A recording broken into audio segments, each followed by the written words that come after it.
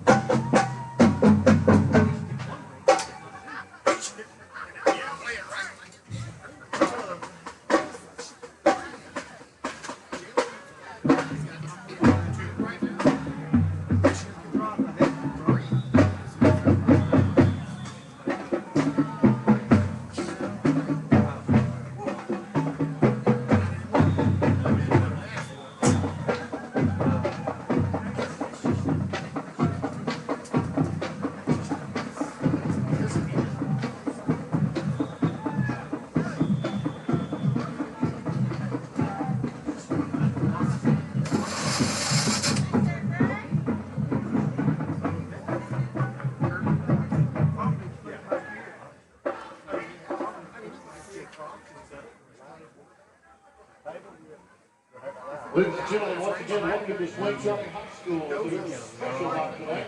Coming up next time, recognizing our 2018 Hall of Fame inductees. You ready to come back? Taylor Myers back ahead. They will be recognized at halftime of the game tonight. Also, we want to take a moment to recognize our banner sponsors. We appreciate all these banner sponsors this season. Okay, you're out. And I've got you muted so you won't accidentally send me. First Griffin Avenue Thomas and Bruce Wilson in the huge shot. McClanahan, Edward Jones, K&B Catering and Barbecue, Molly Insurance, Loose Moose, Pepsi, Subway, United Community Good Ways Ministry, the Iron Stirrup, Pizza Hut, Smoky Mountain Minneapolis, First Citizens Bank, and First Baptist Church. Also a big thank you to Napa Auto for the power of water they have donated to the Outdoors this season. Thank you.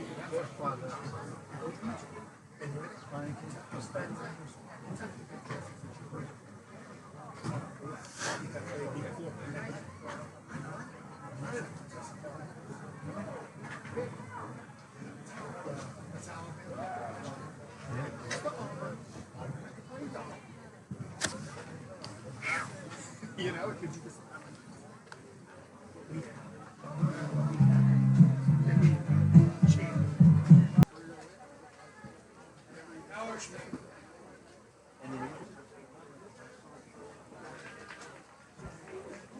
But not the big ones, not the prize. They made them look. It's not what the program did to draw that kind of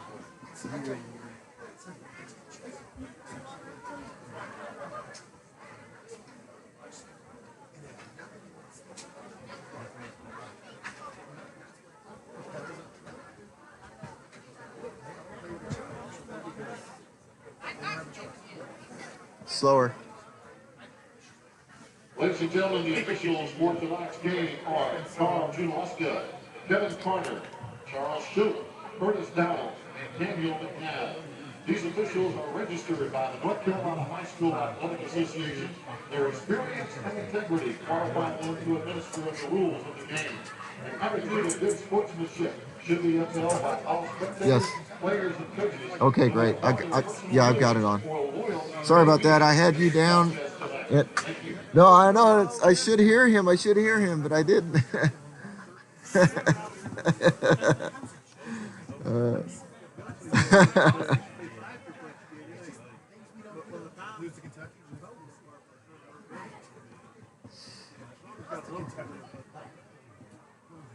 All right, you can hear the radio feedback, so you'll hear them do the rejoin.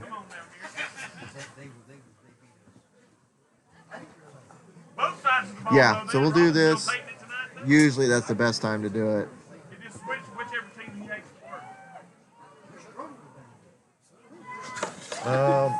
I see color guard over there by the fence. Okay. Yeah, you can probably think about going. It's best if you go to break literally right before they're about to do actually play. I mean, I know you don't want to talk during the invocation, so if you want to go right when the invocation starts.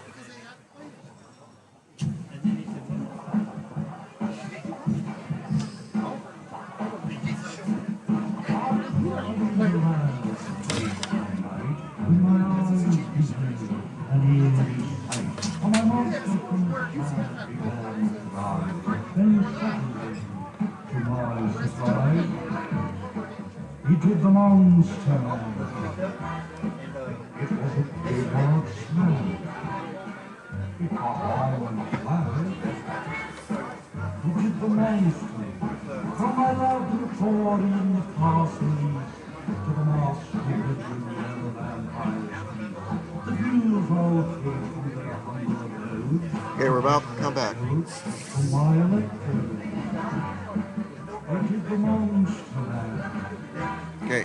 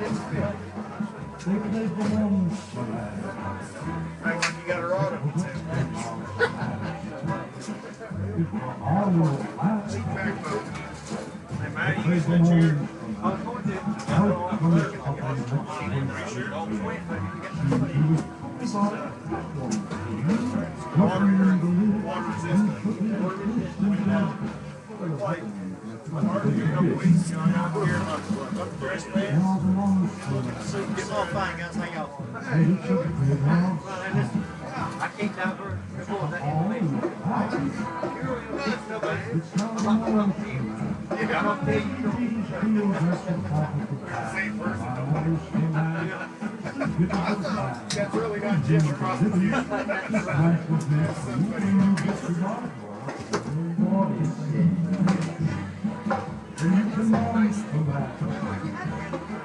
And you might play your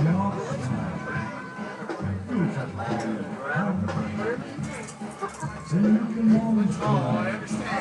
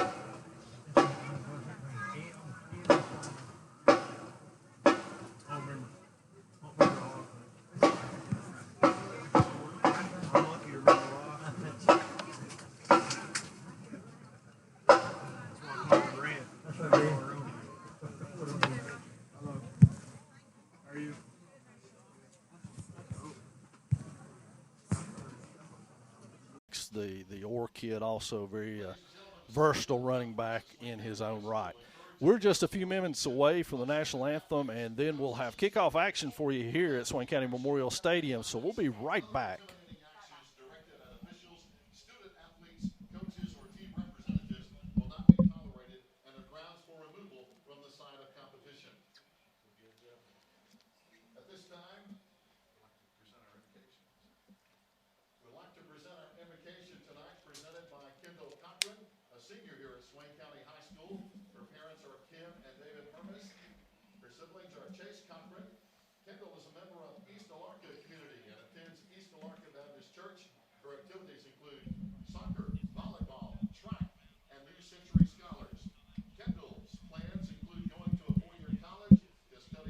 Hello, Maroon Devil fans. This is Michael Watson with Farley Insurance, asking you to come out and support our Maroon Devils during this upcoming sports year. I know what it's like to wear the maroon and white and the dedication to excellence it takes to reach your goals. Like so many of the teammates I had the honor of playing with, together we accomplished some great things. I have taken the same dedication and lessons I've learned from the playing fields with me to Farley Insurance to become the best insurance agent I can be, and then some. Whether it's home, auto, life, health, business, or commercial, Farley Insurance is dedicated to making sure we take care of you and your family. Come be a part of the largest independently owned insurance company in the Smoky Mountain Conference, located at 264 U.S. Highway 19, Bryson City, North Carolina. Numbers 828-366-2555. Again, 828-366-2555. I'm Michael Watson with Farley Insurance, your hometown insurance agent. And go Big Maroon.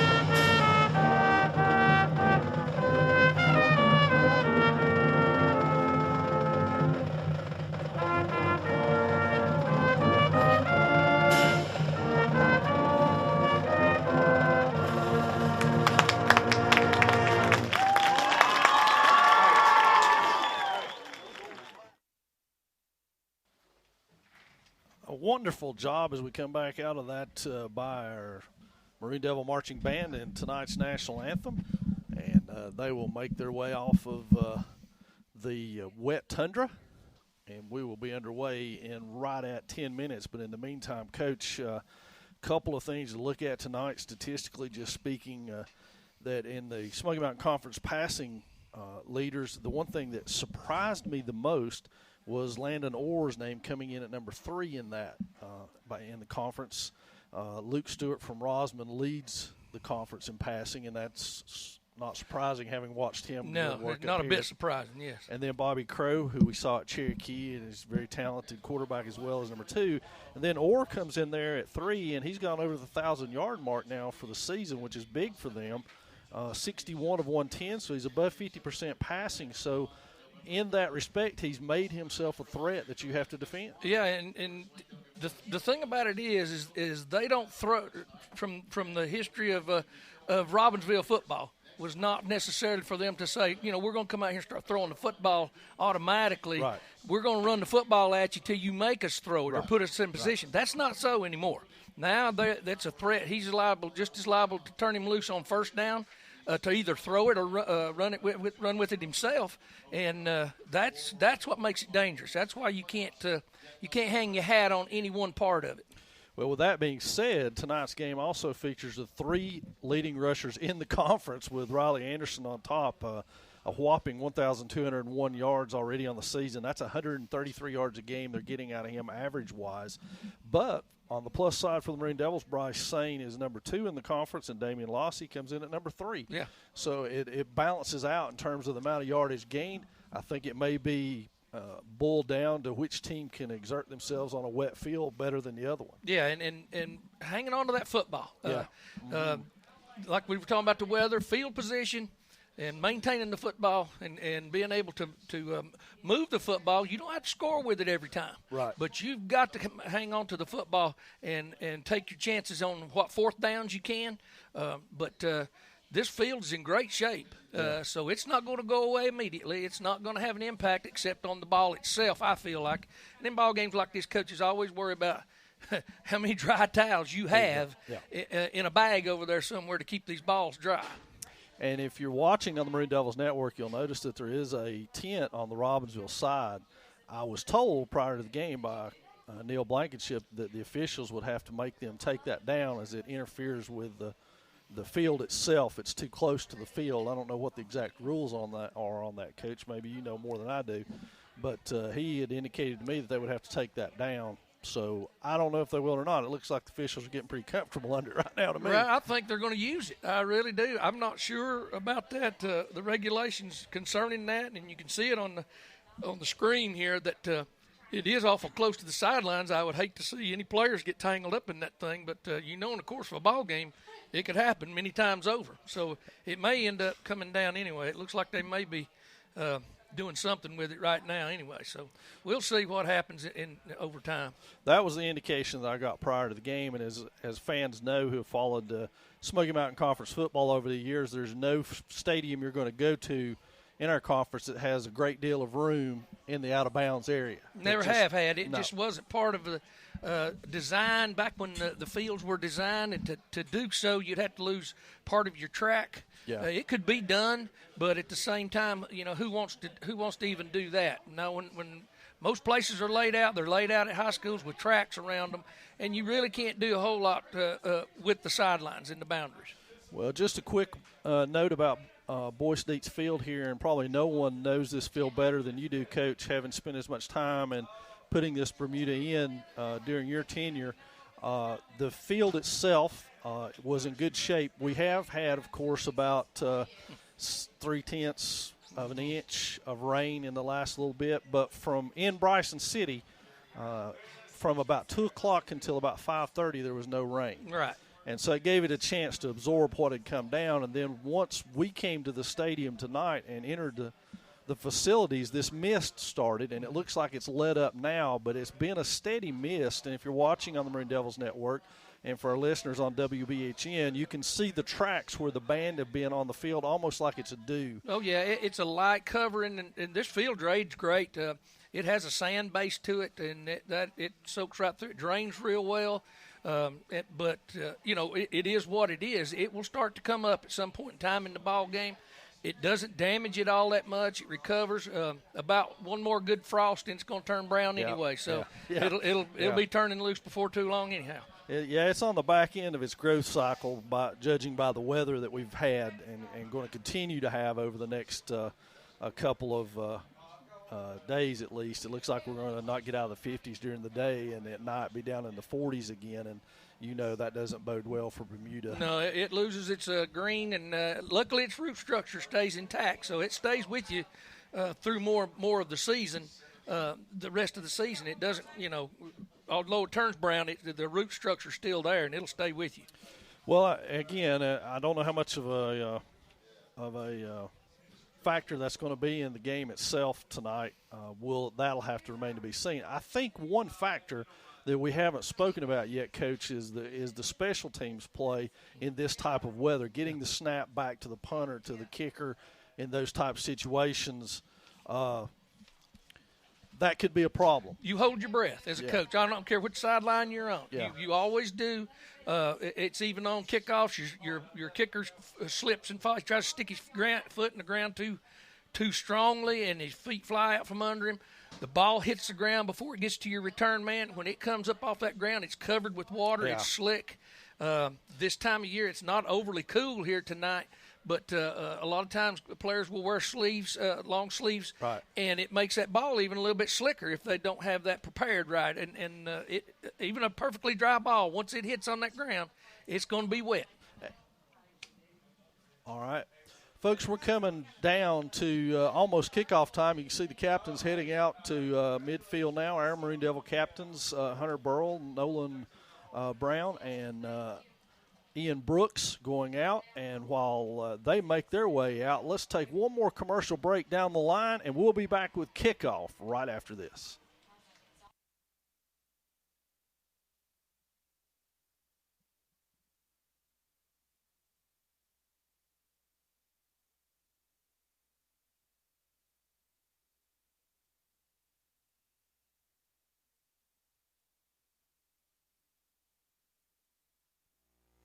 Hello, Maroon Devil fans. This is Michael Watson with Farley Insurance, asking you to come out and support our Maroon Devils during this upcoming sports year.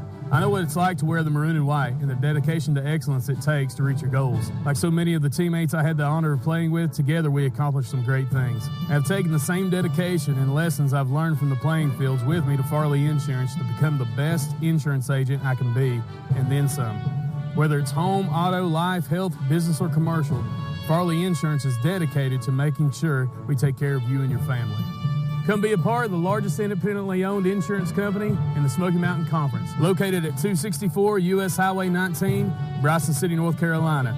Numbers 828-366-2555. Again, 828-366-2555. I'm Michael Watson with Farley Insurance, your hometown insurance agent. And go Big Maroon.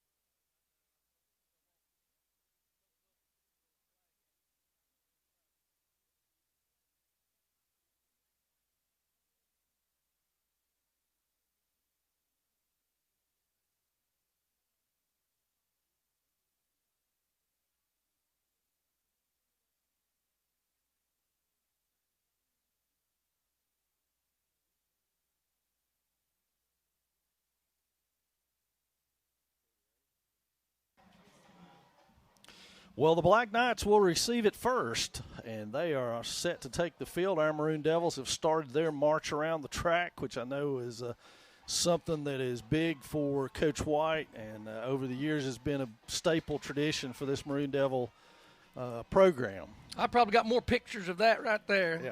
Than anything that I've got. I mean, I've got a lot of action photos of ball games and stuff in my basement hanging up.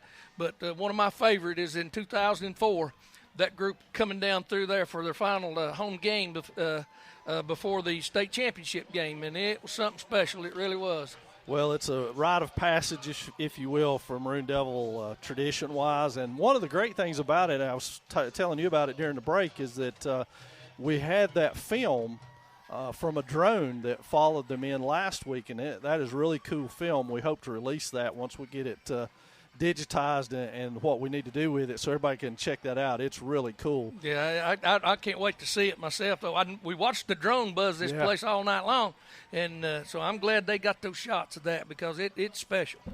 So in this kind of case, Coach, as a defensive coordinator, would you want to be on defense first in this situation with this type of game looming, or would you prefer to have a chance to I think I would kick it. I think I want to kick off to them and try to set some kind of tone with my defense. I was always a little apprehensive if somebody had a better record than us, were as talented as Robbinsville was. I wanted to try to make it, cause turnovers, wreak a little bit of havoc early. We started nearly every football game for a couple of 3 years off and on blitzing, and that's a gamble. It's a gamble. Yeah. Sometimes you lose, but a lot of times you get big plays out of it. And we're talking about field position tonight. It could create some opportunities for us. Well, here come the Maroon Devils, coach, and they're taking the field now. And they will be kicking off to the Black Knights, so we'll get to see the explosiveness of Riley Anderson up close and personal here to start this football game. But on the plus side of things, the umbrellas are going away now, so that would indicate to me that the rain, the steady drizzle, has slowed down or at least stopped for the time being. This rain is so fine, folks, that it doesn't even show up on radar. It doesn't even register as raining. It's just a fine, steady mist since about 6 o'clock that has now died down. As the Maroon Devils will kick it off, Hunter Call will go in to do the duties here for the Devils, kicking from the 40. And back deep is Riley Anderson to return this kick. And let's see what strategy the Maroon Devils use on special teams here with the kickoff in terms of keeping the ball away from Mr. Anderson. Yeah, I would. This would be the kind of night I would choose to maybe, if my kicker was not one who could pin them very deep, I'd squib the ball and make it get wet before it ever got to him. Just drive it straight down the field and make it hop like a rabbit. Well, this one is underway from Swain County Memorial Stadium. It's picked up on the 28-yard line and a gap up the middle. Brooks can't hold on, and the Black Knights with excellent field position to start with, as that one returned by Clayson Lane, and he takes it up to the Maroon Devil 44-yard line. Yeah, and we really just lost him. We ran right by him. We didn't see him with the ball. You got to keep your eyes on where that ball's coming down and know you got to be looking for it and gathering yourself and getting under control. So it will be Black Knight ball in Maroon Devil territory to start with. Landon Orr under center. He's got splits to each side and an eye backfield with Anderson with the ball right off the bat. He turns and goes upfield for about 10, and he's still on his feet, Coach, driving for more yardage. Yeah, it's a toss sweep, just like everybody runs out of the I-back set. If you run any I-backs, it goes back to the late 60s that the college people brought this type of offense out. And all they do is try to reach block everybody, kick the end out, and get him turned upfield as quickly as they can. And he just does a great job of staying on his feet. A gain of 10 for Anderson to open the ball game, as we alluded to in the pregame, 133 yards a game. And again, Black Knights with splits to each side in the I backfield. Again to Anderson. Millsaps has got a hold of him, and Nick hangs on until help gets there in the form of Jacob Langston and Chase Hughes as they pull him down for no gain on that play. Yeah, Coach Walsh being a little bit playing close to the vest right now, trying to run an off-tackle play by pulling up the backside guard and leading up in there for his tailback. And we played off of blocks real well then. So now the Knights go shotgun, and this is where things can become a little tricky. And right off the bat, they go inside to Orr, and he is gobbled up inside by the interior of that Swain line. Millsaps and Brown bring a lot of strength to the interior of that line, and they swallow up Orr for a gain of about 1.5. Great job there playing off blocks, using their hands real well. We got to keep doing that all night long. Good job of trash tackling, just getting what you can and putting him on the ground.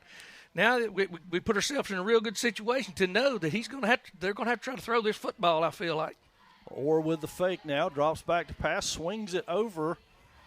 And that's Landon, or Langston tackles him from behind. Yeah, he got him from behind. He had to dump it off. They tried to run a comeback route to the outside, and we didn't bite. And so he just throws it back underneath to the running back, and we're able just to corral him right there, and Langston finds him and puts him down. That was a gain of 2 or 3 on the play. It'll leave 4th and 6. And the Knights are going for it on 4th down, or rolls to this side and hits. You got it, I believe. That is Clayson Lane, and Lane has enough for the first down to the Maroon Devil 23-yard line. Yeah, he just looked to see how much he needed right there, and they sprint the quarterback out right here to give him a little bit of room. We do a good job of settling into our areas, but he just makes a good break right there, and You can't defend all of it, and that right there is almost indefensible if they run the route that good and he throws the ball that well. Back to the I formation for the Black Knights. Another toss sweep to Anderson to the outside. There we go. He is gobbled up over there by Jacob Langston again on the tackle with some help. Maybe one of the best plays I've seen Ian Brooks make all year long by taking him on, not selling his body to the outside, using his hands, see him get under control right there. That gives Langston time to run up in that alley, and you just got to be there. You don't have to make the tackle. You've got people coming that can do that. Loss of 3 on the play, so it'll be 2nd and 13 for the Knights, who go back to the shotgun now behind the chains, and it'll be Orr in the backfield. There's a handoff on a sweep to Anderson. He Jet cuts sweep, it upfield and is hit on by, looks like Langston again. Yeah, great job at the line of scrimmage. If we can play like this the rest of the night at the line of scrimmage, they're going to be searching for things to try to run. Well, it's 3rd and 11 for the Knights now. This is that alley play I talk about. We're in that wolf front. He's a linebacker instead of a down lineman right there, and he's got an alley to play right there. And if you don't let them get to the corner on you fast, then you're going to have those linebackers up in those alleys making plays. So now it'll be Orr dropping back to pass. He's got a couple of people in the pattern. He throws it outside, and the Devils close on that fast. Coach, he's going to be short. He only got about 7 on the play. Yep. It'll leave the Knights again with a manageable 4th down at 4th and 6. Now, I don't see them doing much any different. They've got a wide side of the field over here now, sprinting him out over this way and trying to find receivers again. Good job breaking on the football. I mean, you got to keep him underneath you. Good job by Ian getting there. The corner coming up and making stopping the gain, and Ian finishing it off.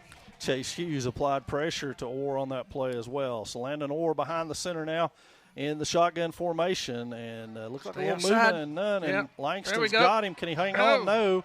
And now Hughes gives chase, as does Millsaps. Nolan Brown over there. He can't get him, and Orr is going to get a first down, a crackback block, which looked awfully illegal to me over there on that side, Coach. Yeah. And no call on the play, 1st and goal. Black Knights on a scramble play that we had him trapped for about a 15-yard loss. Yeah, I really wish that Langston had come to the outside of that block and come to the outside of it and contained him. But here comes the block that we're looking at from behind right here. Yeah, he hit him right in the back, for no doubt about it. So the Knights now will send twins to the right side, I formation, Anderson behind, and he goes opposite side, hole wide open. He's in the end zone, but we got a flag on the play over here. Let's see what that is. He's going to be holding him because he just as soon as they attempt to down block right here, you'll see the arms start getting hooked right there, around to the outside, on the edge right here. When that hand comes to the outside, it's a hold. Well, the ball was on the 3 originally, and now we've got false start on the Knights. Well, I was wrong. Before the play, and it'll go back to the 8 now for them to have first down repeated, 1st and goal from the 8-yard line. Unless I'm mistaken, they're supposed to blow that dead from the get-go, but maybe I'm wrong. That's what I thought. Once they move up there, So now the Knights will go twins to the left or short side of the field with Orr in the I backfield. Orr gets it opposite side again, wide open run. He's still on his feet, and he falls into the end zone. So the Knights are on the board with 6:44 remaining in your first period of play off the first drive, which will end up being a 10-play, 44-yard drive that took about 6 minutes off the clock. Yeah, it's a short trap play, and he does a great job of keeping his feet and driving his feet into the end zone right there. And we just don't have couldn't get a good enough angle on him to knock him backwards. So now the point after attempt by the Knights, and that is blocked. Not sure who got that, but the kicker was, I can't make out his number. Yeah. 6. So that's Eric Barnett. We did a great job of penetrating. Their heads were down. They didn't see us coming, and we just blitzed through there, and everybody got their paws up. And I'm not real sure who got the piece of it, but he was standing right in front of the kicker when he got it. Yeah, it was multiple choice almost. Yeah. There were several in there that could have got it. Mm-hmm. We're looking at the replay to see if we can pick out a number. Right and dead in the right middle. in the middle. Yep, that's Langston. 52. Yeah. That's he did a great job. That's not his first That's block. not if his you first remember dance. correctly. That's right. He's blocked. That's about 3. He got this one year. at Hayesville that ended up being the difference maker for That's the right. Maroon Devils. So now we'll see how the Maroon Devil offense, who will get their first foray at it here at the 6:44 mark of the first, after the Black Knights took the opening kickoff and moved 44 yards for their touchdown. And it was special teams that was big in that touchdown for Robbinsville and giving them great field position. Yeah, we just gave them too much field on that kickoff, and they were able to – many times they went for it on 4th down right there. Of course, they were too close to punt, so why not? And they just felt like that they had those opportunities, and they capitalized on them. So it'll be Barnett to kick it off for the Knights. And that one's going to be short to the side of Ian Brooks. He takes it on the run at the 25, puts his head down, goes upfield, is stacked up there at about the 32, and gang tackled. And, Coach, that's an issue. I really wish officials would start blowing their whistle on that play before people get hurt. When the momentum stops and you realize that his forward progress has stopped, they're supposed to start blowing the whistle. But a lot of them, I think they forget they've got a whistle sometimes. And then sometimes you wish they didn't have one. But so it'll be on the 33-yard line of the Maroon Devils. All the game so far has been played in this same area. So the Maroon Devils come out, split backs, 2 tight ends, 1 wide receiver.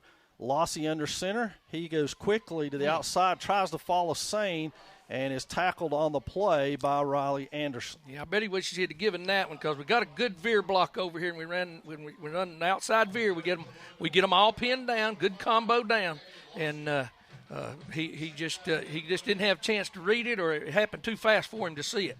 Gain of 2 by Lossie, and so it'll be 2nd and 8 for the Maroon Devils.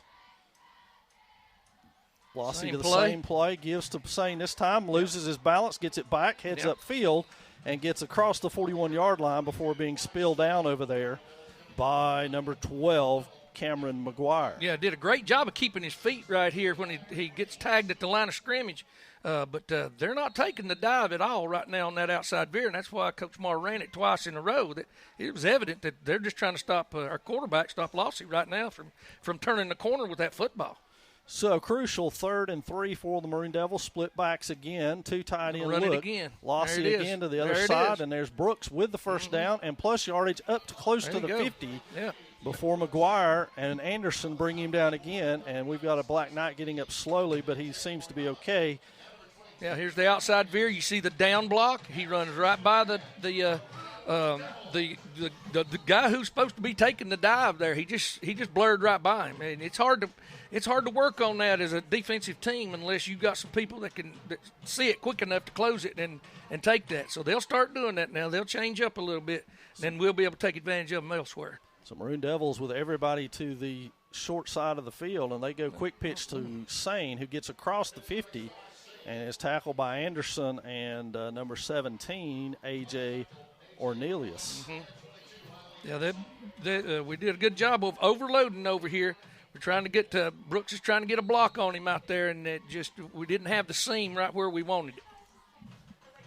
So Swain with a gain of 2 leads the Maroon Devils with 2nd and 8 from just the other side of the 50 in Black Knight territory. 2 tight ends, 1 split, and they go off tackle to Swain, who's got some running room before First tackled down. behind by Riley Anderson, but not before Bryce Swain gains 10 yards on the play for a Maroon Devil, first down. I believe we got a short spot on that one right there. Let's see right here. Maybe not. That may be about right. I was getting ready to gripe about something. I didn't have anything to gripe about there. But so the Devils with the ball now on the Black Knight 41 and driving, 4:28 and counting remaining in your first period of play. Split to the wide side or short side as Jesse Waldrop, 2 tight ends. Split backs in the veer. They go outside veer again, this time to Brooks. Nope, check that, Swain, and he is tackled on the play by Anderson, who's getting quite a workout on the defensive side of the ball. Yeah, he's having to make plays over here, and we're trying to make them guess a lot, and we run a lot out of 2 tight ends. And what that does to a 4-man front is they have to bring a linebacker to the line of scrimmage. And when that kind of stuff starts happening, it's going to open up some other things for us. So, again, 2 tight ends. Waldrop split to the right of the formation. Lossie with a handoff to Swain. Swain beats his blocker into the hole, spins forward before being spilled down on about the 36-yard line. Another gain of 3 and the Maroon Devils will have a 3rd and 5. Staying real fundamental. This is a blast play. Yeah, he actually beat his puller into the hole there, but that's going to happen sometimes, and you just got to run with it. And he's trying to get the ball north and south as quickly as he can. He starts out moving sideways and tries to get upfield as quickly as he can. So the Maroon Devils overload everything to the wide side of the field. And Lossie with the toss sweep again to Swain. He cuts upfield, loses his footing, falls forward, and that looks like a tough spot there, Coach. They're going to have him back at the 33 or 34, and he fell forward to the 32. Yep. It's going to be just shy of the 33. We're getting that overload formation again. He might want to start looking a little bit wider as the game goes on, because I have a feeling we're going to keep running that thing. But here it is, 4th down, and we're going to load up and go again, this time with just one tight end. We're overloaded. Straight up the middle to Brooks, and Yep. he has the 1st down and then some. Yeah, we went unbalanced line then. That means there's 2 tackles on the same side of the football, and we just wedge block it. You can watch them come off there. Their helmets all run together. There's 3 helmets running right behind that guard, and he runs right up that guard's rear end to move the football. So it'll be a 1st down. Maroon Devils just across the 31-yard line of the Black Knights here, and 2:30 and counting in your first period of play.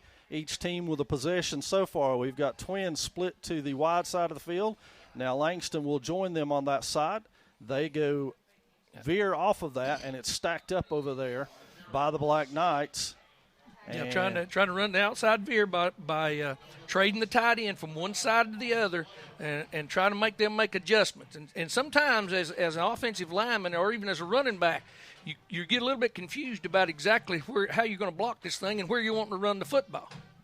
So the Maroon Devils gain a yard on the same carry, and they will stay with the formation of Twins to the left side as the ball's square in the middle of the field. Langston will stay on the right for now and does so, and there's the veer lane again, and this time Swain charges forward for a gain of about 3. Yeah, that's the inside veer right there. We're making them defend the veer at the line of scrimmage as much as possible. You can see right there where he released down inside, and he gets a piece of Swain before he can get upfield in that running lane. So now the Maroon Devils with a 3rd and call it 7.5, maybe 7. As they send wide receivers out to each side. Lossie to throw. Nope, he's going to run it. Cuts it upfield. Got a running lane. Got a blocker in front of him. Great block out there by Hunter Call. And Lossie's down to the Black Knight 10, just shy of the 10 at the 11. I'm pretty sure this is a quarterback draw. You can tell by the way they're kicking these defensive linemen out. They don't drop step at all, and they just pretty much make them turn them and make them run upfield. And he pulls the ball down and takes off with it. Great call.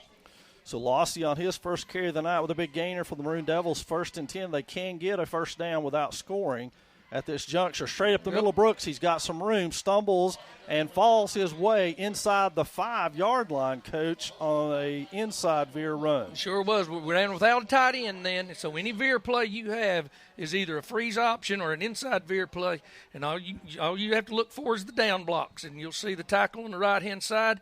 He's just going to turn it down in there, and no, it's turning out, which makes it a seam. That's a one-on-one block, and that's pretty much a freeze option. You just run it right in the gap where there's not a linebacker. There again, that's that 4-man front.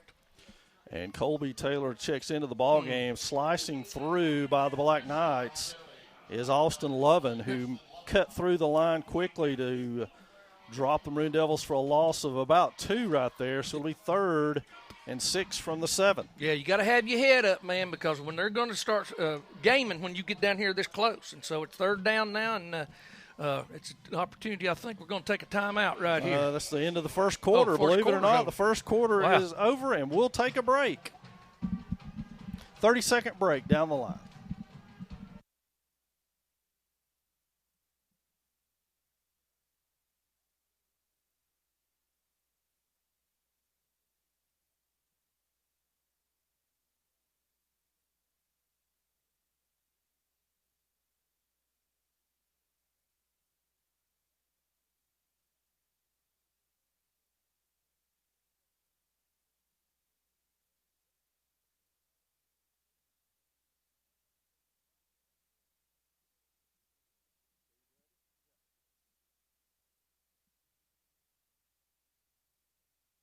So as we head into the second quarter of play, Coach, each team has had a possession. The Maroon Devils now on a 14-play, 60-yard drive and see themselves basically 7 yards away from pay dirt, 6 away from a first down, and now they've had a chance to huddle over there with offensive coordinator Jeff Marr and draw up some strategy. Yeah, that quarter flew by. I didn't even realize the quarters. Yeah. I was looking the other end of the field fast. and watching the game, and all of a sudden I thought it was a timeout called, and the quarter was over. But both teams running the football, keeping the clock running, and Robbinsville has thrown it a few times and just to try to get first down. So we'll see what happens here once third down and about 6. So the Maroon Devils put Ian Brooks in motion. Now they overloaded, and Damian Lossy keeps it on a fake naked and bootleg. walks I love into it. the end zone I on love a it. naked bootleg. So Damian Lossy I love it. finds pay dirt for the Maroon Devils at the 11:56 mark, just into the second quarter of play and on. What a great play. What a great play call, because we've been running this off tackle play. And we give the power. We even block it just exactly like we're running it off tackle over here. And he just pulls it and takes off. Great call. Great move by Damien. So now Hunter Call has his extra point blocked, so we're matched at 6. Yep. But most importantly for Maroon Devil fans is they answered the call after the Black Knights took it down and scored. And now the Maroon Devils came right back and put 6 on the board themselves, and now we'll kick it off to the Black Knights again. And here we go again. Hopefully we'll do a better job of covering it this time and make them have to drive the ball to try to score, because when they can make a break on the kickoff like they did and get it on your side of the field and only have about 40 yards to go with it to score, then you got your work cut out for you. Yeah, that was a big play, that opening kickoff, being able to find that seam and get up into Maroon Devil territory. And that's been a bugaboo for a lot of teams that we've seen come in this year, is just not having that leg that can put the ball in the end zone or pin the other team to the short kicks and pooch kicks, if you will, have been the norm. Yeah, and you get spoiled when you've got a good kicker. I was the world's worst, as a matter of fact, because of the players I had come through that the Zimmerman family especially. I mean, we had one kicker with the Z in his name for close to 10 years, and so it was I got spoiled. I really did. So Call will kick it off now. The Black Knights have inched a little closer to the 20-yard line, and see if we keep it away from Ann. And there's the squib kick you talked about, and they have to fall on it. So inside the 30, a good job of limiting that return, and now the Black Knights will have to drive 71 yards to find pay dirt. I always like the squib kick in conditions, and if your kicker is not a great kicker to put it down near the end zone or in the end zone or put it where you want him to put it, then why not? Make them have to try to find that thing and come up with it.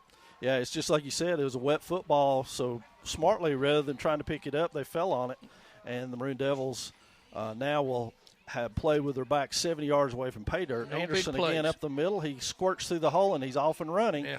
Tackled out there by Waldrop and Swain, but not before he gets to about 13 yards, and he hit that hole really quick. Yeah, there it is. They pulled the guard in the tackle to lead up in on the hole for him, and it's simplistic as it can be. It goes back to Coach Walsh has been running that play ever since I've known him. So the Black Knights now at their own 44-yard line. They'll come back out. So far they've been in either a shotgun formation or an I formation. They're back in the shotgun now. Anderson is split to the right. Nope, that's Orr. He'll come in motion, and they're going to hand it to him. Brooks sets the edge on the outside, and they got him corralled out there after a gain of about 2, and that's Charlie Lambert and Bryce Swain with the tackle. And right here, instead of him stringing this thing out, he knows that we're going to be – and right here I think that Ian gets a little bit too far upfield. He knows it, but he's trying to come back inside. And if he'll just play it at the line of scrimmage like he did earlier, then he's not giving him any place to go. You pretty much tell him when you come upfield to cut that ball up right there. Black Knights in the I formation again. Here comes the same play again, this time to Anderson again.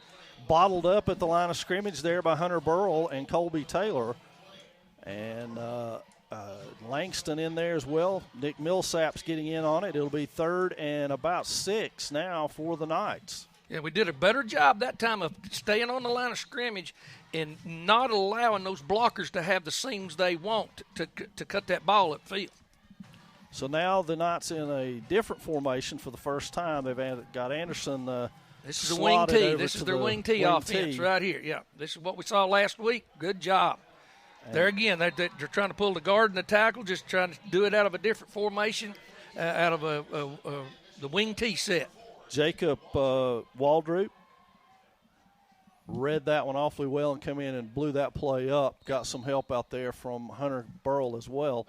And now the Knights will have to punt it. And this is the area where you and I talked about in the pregame as being dicey. Yeah. That football came in dry, but as soon as he put it down, it got wet.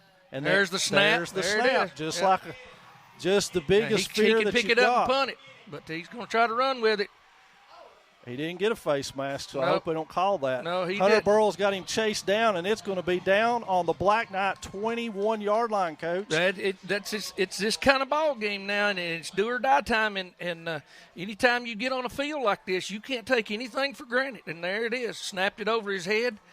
Probably hasn't happened to him. I don't know. Probably hasn't happened to him all year long. But they probably haven't played in these conditions all year either. Yeah, and they hadn't had to punt a whole heck of a lot That's either. true. That's true. You're right. So the Maroon Devil offense, which has been red hot on the 15-play drive, comes right back out in prime field position off of another special teams play. That's it. And a whole lot of this is going to boil down to it. We got the wing back set in there with Brooks in between the tight end and the tackle. We'll try to run an oscillation. He's going to take it himself, though, and gain of about 5 before he is slung down out there by number 15, Clayson Lane. And beginning to see the umbrellas pop back up, Coach, so that would indicate to me the drizzle has started again. Yeah, a lot of them, they're popping up everywhere on both sides of the field. So, we got a flag down. What's That's this about? A weird flag. That almost has to be sideline warning. Yeah, on us, I guess. Somebody must be out on the field. Yep. It's just a warning, so that won't be any kind of penalty. The ball now sits on the Black Knight 15-yard line. Yeah, right there. I think it was pretty much a follow play anyway. It was set up as an isolation for Damien to run the football. So it was. I thought he might have missed the handoff, but he didn't. I think what he was doing was setting up the veer look and then just following the dive back. 2 tight ends split to the short side of the field. Lossy keeps the ball and is stacked up over there for a loss back to almost the initial line of scrimmage by the Black Knights. Yeah, and you can see now that Robbinsville is saying to us, you're not going to run this veer. Now, what they're doing right here is they're taking the line of scrimmage play and they're running a scrape, what we used to call a scrape. The defensive linemen are coming to inside gaps. The linebackers are flowing to the outside, and the outside linebackers are playing on the line of scrimmage now. They're not backing off at all. So 8:26 in the second period of play, still counting, 6-6 tie here from Swain County Memorial Stadium. Trips now to the right, wide side of the field. Veer look in the backfield on third down. Lossy comes out. There's the pitch outside to Swain, and he cannot outrun the defender. Chased down out there by A.J. Ornelius on the 20-yard line. So no gain. It'll be 4th down. The Maroon Devils undoubtedly will go for it at this position. 4th and 9 will be the official mark. Yeah, this was a designed pitch all the way. We were trying to get them out on the edge and get them strung out over here to the wide side of the field. Wasn't a bad play call. Robbinsville just did a great job of defending it. And sometimes you better than anyone know that happens. You have a good play call, but the defense just plays better. They're just and they're a good football team, and it'll work. It looks good in practice and things click, but and now the Black Knights are going to take a timeout. We'll take a 30 along with them.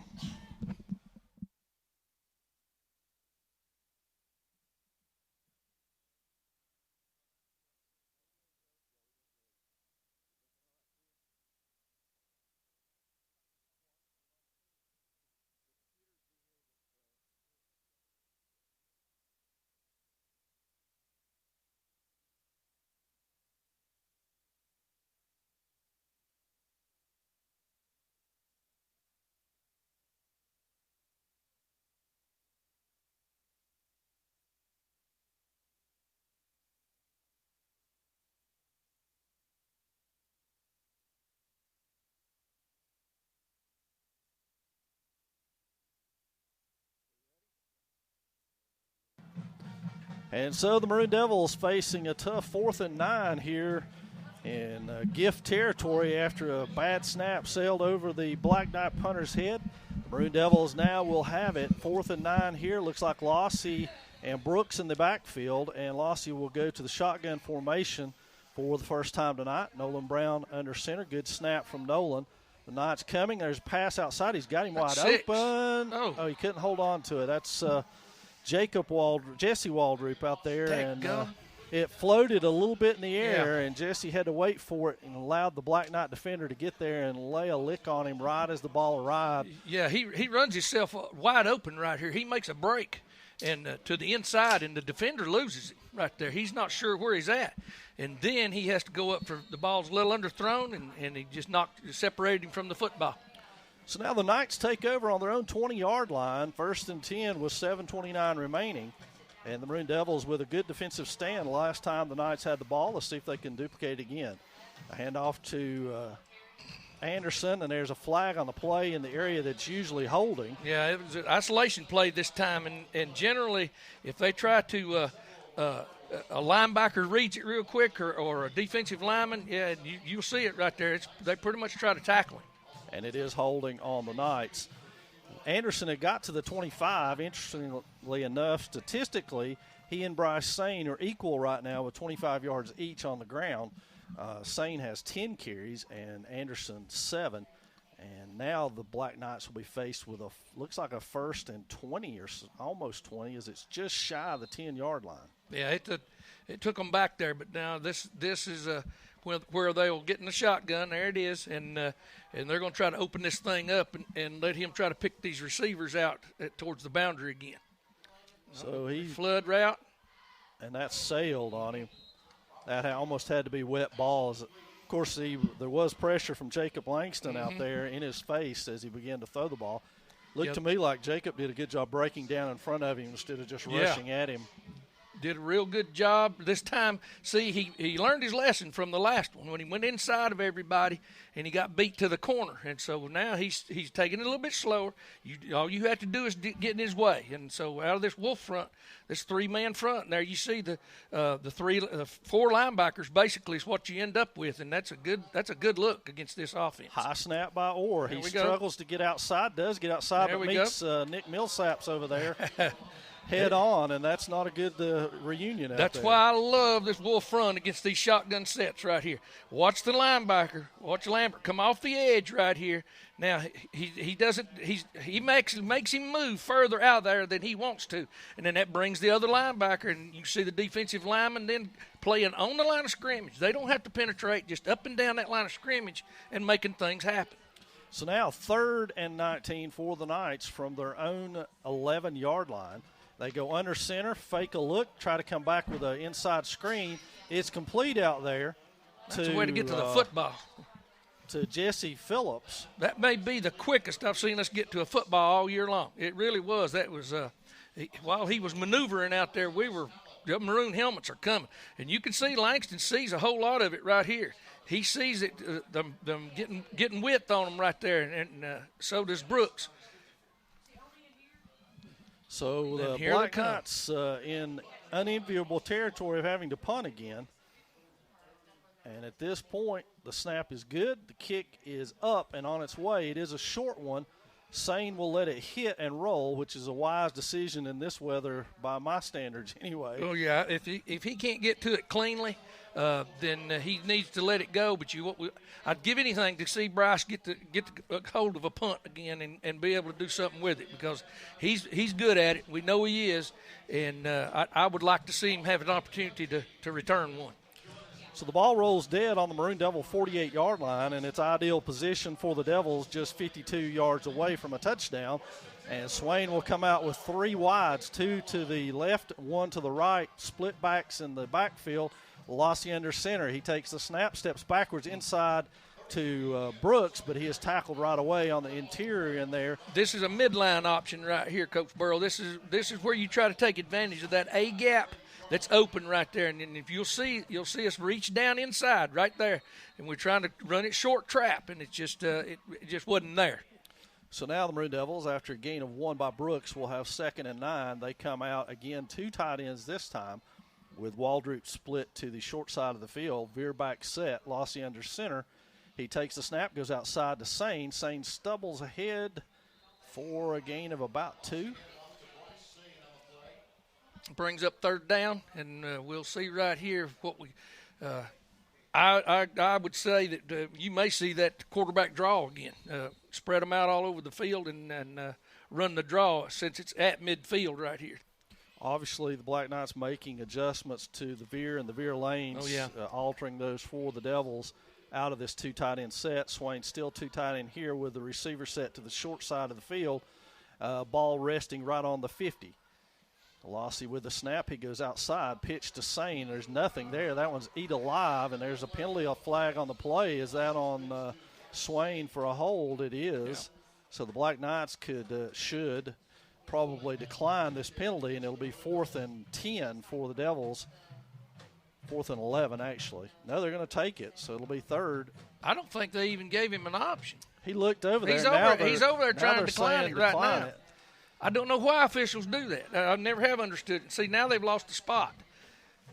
They don't even know where the ball's supposed to be spotted, and I don't understand that. That used to happen constantly with some of the crews in the Smoky Mountain Conference, if you know what I'm talking about. I do. So now the Maroon Devils will be in that precarious range of having to punt in this kind of weather, and the ever-dangerous Riley Anderson drops back along with Jesse Phillips. Good snap to Lossie. He's got an end-over-end one that will be tough. Maybe it'll hit a Black Knight. It spins off of there and will be downed on about the 32-yard line by Thomas Allen, it looks like, over there. So 4:28 remaining before the half. Score knotted at 6. Black Knights will take over from their own 33-yard line. Yeah, this is a situation right here where they're going to start feeling a little bit desperate. They don't want this ball game to be close. So I look for them to try to do some different things now that maybe throw the ball a little bit more before the half ends. Well, they go to the wing T set. Mm-hmm. Anderson runs it up inside there, head on with Charlie Lambert. Yeah, they ran a little bit of a veer look right there. It's not really a veer. They block it that way, but I don't think it's really truly they're wanting to option it. He's just handing it off and he's running down as far inside as he can to get away from this from the defensive tackle, and he just does a great job of keeping his feet up under him, keep him moving. That's the advantage he has with his height. He's a hard find back there when he gets the football. Knights back in the I formation now. They go straight to Anderson, who's eaten up over there by Brooks, and Lambert again. Yeah, great linebacker play again. I mean, they see the seams, the alleys, just the way they're supposed to, and they're filling them up. You can see the blocks right here taking place. Langston does a great job of not giving him a seam inside. And there's Brooks, and you see Lambert coming in and taking a shot. He missed him, but he's there, and he's playing up in that alley, and that makes a big difference. So crucial 3rd and a long 2 here for the Black Knights as they break set into the I formation with splits to each side. And the traditional handoff. Here comes the run. It tries to go back inside. He's sewn up over there by Langston. Waldrop gets involved, and so does Big Nolan Brown, pushing the pile backwards. And there's a gain of none there, a loss of 1. Maybe it'll be 4th down again. So now both defenses starting to take over in this ballgame. Yeah, great job right there. The line of scrimmage play is looking great for us right now. That was a heck of a job by all of our defensive linemen and linebackers. Getting all them maroon helmets there is counting for something. It's counting. So now the Knights will break into punt formation. The Maroon Devils aren't quite sold as Bryce Swain stands on his own 40 rather than going back for the punt. Now he backs up just a little bit. The snap is good this time. The kick is on its way.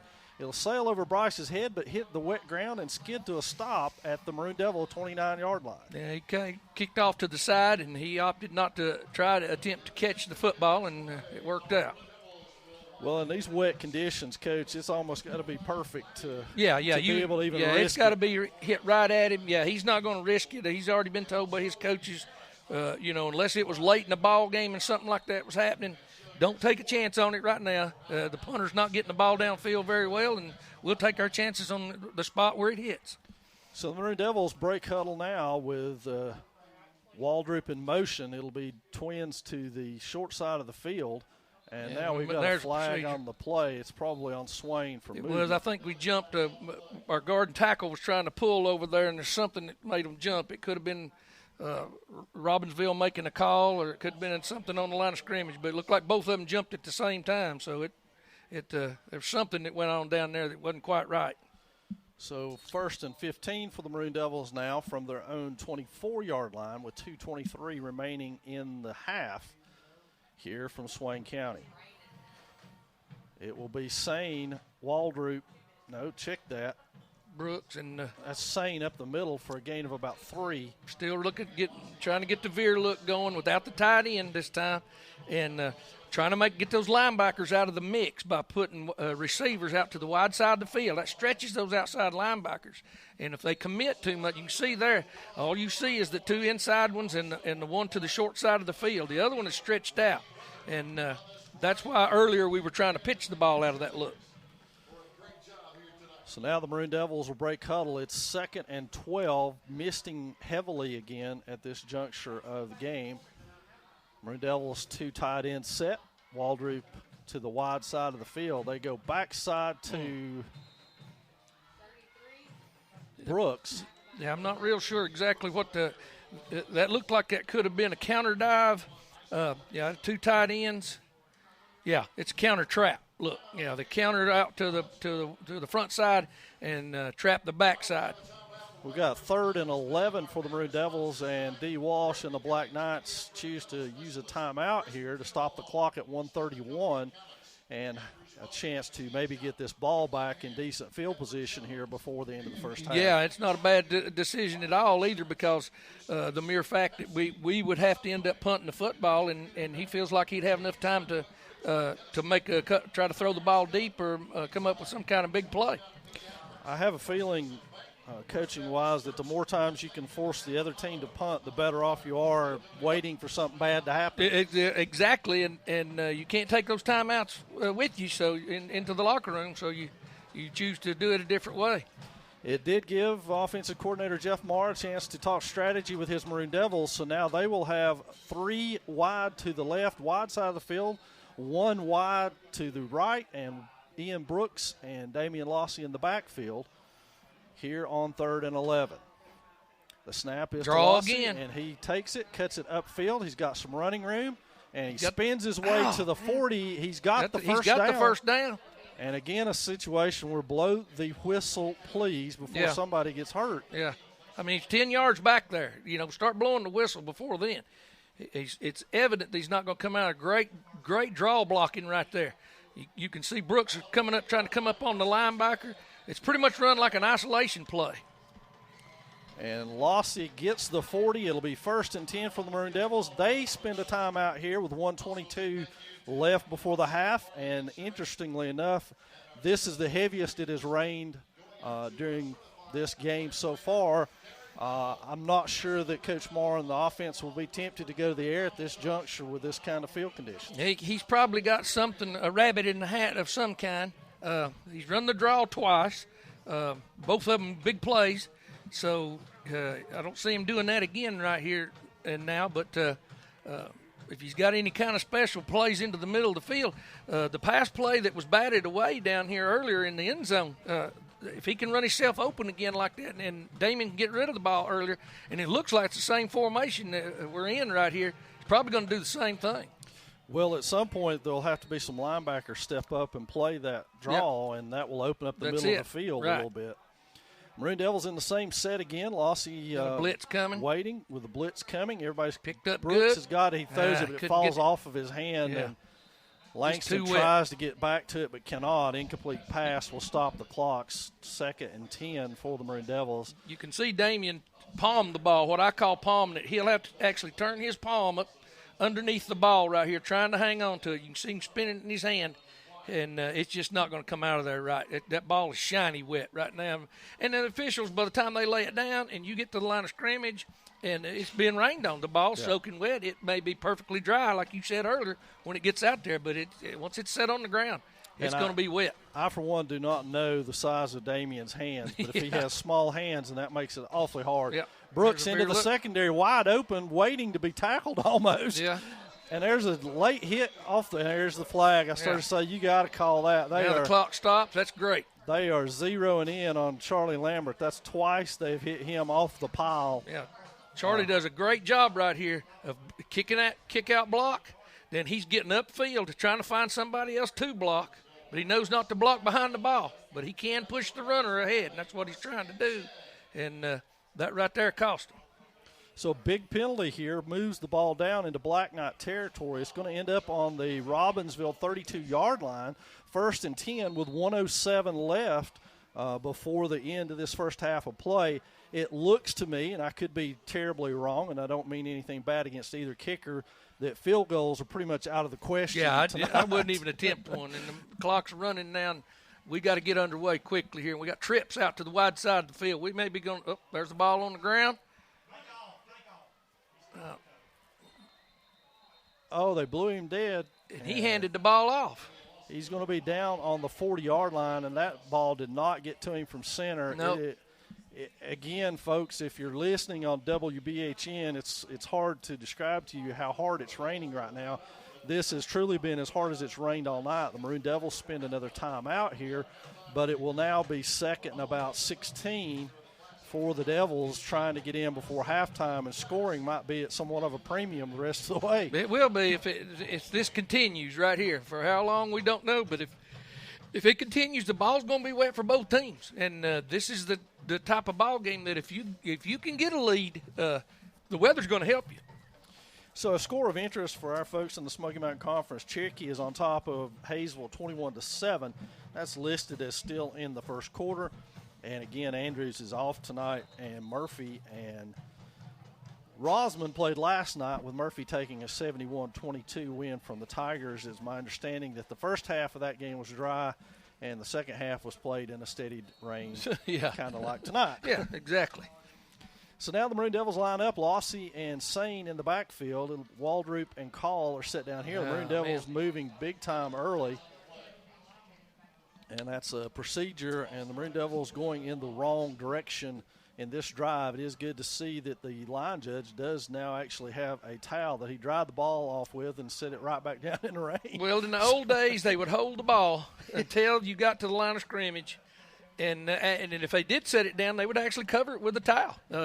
That's the good old days, though. I don't know if they still exist or not. It doesn't tonight. No, they used to hold it. It has not covered it at all. Yeah, they'd hold the ball until you came to the line of scrimmage, and then they'd spot it. See, now they're going to. Now we got a whistle on the play. I'm not sure what we're doing. We're taking out our card from the pocket. The ball is still sitting on the ground, getting wet. And the Maroon Devils will have to snap it into play here in just a second once the linesman comes over and gives an explanation to – he's going to write something down in his card now. Yeah. The other linesman's going to write something in his card, and I bet we're going to put time back on the clock. That's my guess. Yeah, they're calling up here. Yeah. Blankenship's calling up. Yeah, we're going to add a second. Yeah. We may need it. We'll see. All the while that ball got wet. Yeah, and it's not been dried. It's not second been 21. Yeah, it's not been dried off yet. But I'm gonna quit griping about it. They're not gonna do anything about it. So. Well, it's consistent for both teams. They're not gonna dry it for Robbinsville. We hope it is. So Lossy in the shotgun formation with Brooks on one side, and he gives the handoff to Brooks, who hammers it up to the right side. Gets about 3 yards on the play. Check that. That's Swain. Yeah. Numbers are getting a little hard to read, folks. If you're watching on the Maroon Devil Network, then you see that. Swain takes their timeout with 30 seconds left and facing a 3rd and about 20. Yeah. And it'll be interesting what Coach Moore and Coach Blankenship come up with right here. But the point being that right now Robbinsville realizes that they're in a ball game, and that this weather's not going to improve a whole lot. I don't think it may, but the conditions are what they are, and you can't have a tie. No, so something's got to happen. And I think too the big thing is that this is not what Robbinsville saw on tape this week. No, and this is not what they expected. Game, right. So, like you said, they're going into halftime knowing they're going to have to figure some things out. that this is a better team than maybe they thought that they're facing here tonight. Right, and the more veer that as much veer as we've run in the first half controlling the football, they're going to keep trying to adjust to that, and I honestly think that some other things will get pulled out by Coach Moore and Coach Blankenship in the second half and open it up a little bit, like even this right here with the empty backfield. Well, both teams have very explosive backs, and they could break loose on any play and make something big happen for their team. Swain in motion, as a matter of fact, he takes a handoff. We got illegal procedure on Swain again. I think it is. I think it may have been out here on the edge by one of the outside receivers, and may have been on Langston. So now we'll be short of the 50 by a yard in Black Knight territory, and Lossy comes to the sideline to get the play with 29.3 remaining before half. This is third and a mile. Yeah, stretching them out like this, and that formation that we were in, the jet sweep look was what we were after. So we'll see what happens here. Realistically, though, at this juncture, the first down yardage is irrelevant. Split backfield for the Maroon Devils now as they go back to the traditional set. They go to Swain over on that side. He's eaten up over there by Anderson again. He's had a very active defensive first half for the Black Knights, and now will we have to punt it? We're down to 18 seconds, and there's the timeout by Robbinsville. I expected to see to force Swain to at least punt it. Right. And at this juncture, Coach, would you even punt it or just go for it? Well, it's one of those things that with the clock stopped, if you run a play, if they're out of timeouts, they can't stop the clock again. Right. And so the only time it does is but you'd have to continue to run it for like 14 seconds because once the whistle blows, they're going to stop the clock because of the change of possession. So the ball sits on the Black Knight 48-yard line, right in the middle of, not in the middle, but on the outer edge of the Swain S at center field. The time is 14 seconds, as you alluded to. And so the Maroon Devils will punt it with Lossy back to do that. At least it appears that way. They look to have their punt team in, and Ian Brooks is going to snap it for the Maroon Devils. And the Knights will send Anderson and Phillips back to return the punt. And so we'll see how this plays out for the Devils and the Knights here, as Damian Lossy will do the honors. Yeah, they're going to try to handle this ball. If he gets his punt off, they're going to try to handle it. Good punt. It's going to hit the ground and roll. And it's going to roll dead. Oh, they don't get to it in time. He did, or do too. They? Yeah, yes, they he did. He batted it's it back down in. on the one. Nicely done right there by Brooks. Yeah, Brooks was just released downfield, and he got to it and slapped it back in before it ever crossed that line. Boy, that's the 1-inch line, too, Coach. That's as close as you get. And that brings into question a safety here because they have to snap the ball and run a play. They do. A safety would be as good as a field goal. Yes, sir. Or an extra point at this juncture. And it could be determine the ball game. What great play right there. And it just goes to show you, as you teach kids this all the time, that you never know what play is going to be a key. That looked like a throwaway play. It did. And I always went by the philosophy there's 5 or 6 or 7 plays in a game that determine the true outcome of a game. They could literally have taken a knee had they got it out to the 20, but instead they have to snap it. Yeah. And they get out to about the 3 as time expires, so they avoid that safety potential. But what a big play right there at the end of the first half. It was. That's a great effort now, and we're looking at a ball game 0-0 again, and it's just going to boil down to which one of these teams can find some luck and strategy at the same time and put this ball in the end zone and make a difference. Well, fans, we're going to take a 2-minute break here before halftime, and when we come back, we'll have our Hall of Fame recognition, and we'll be back in about 2 minutes down the line.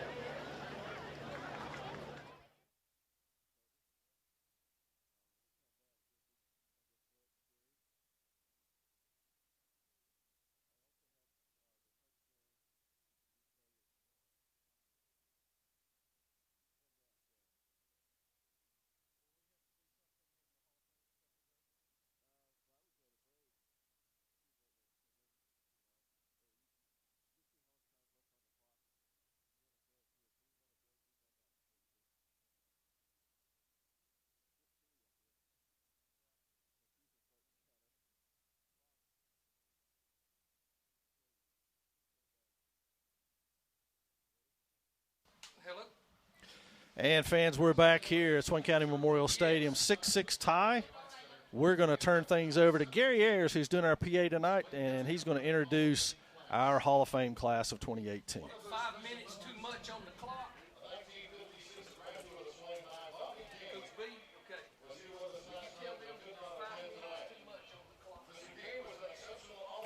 I'm not getting Gary.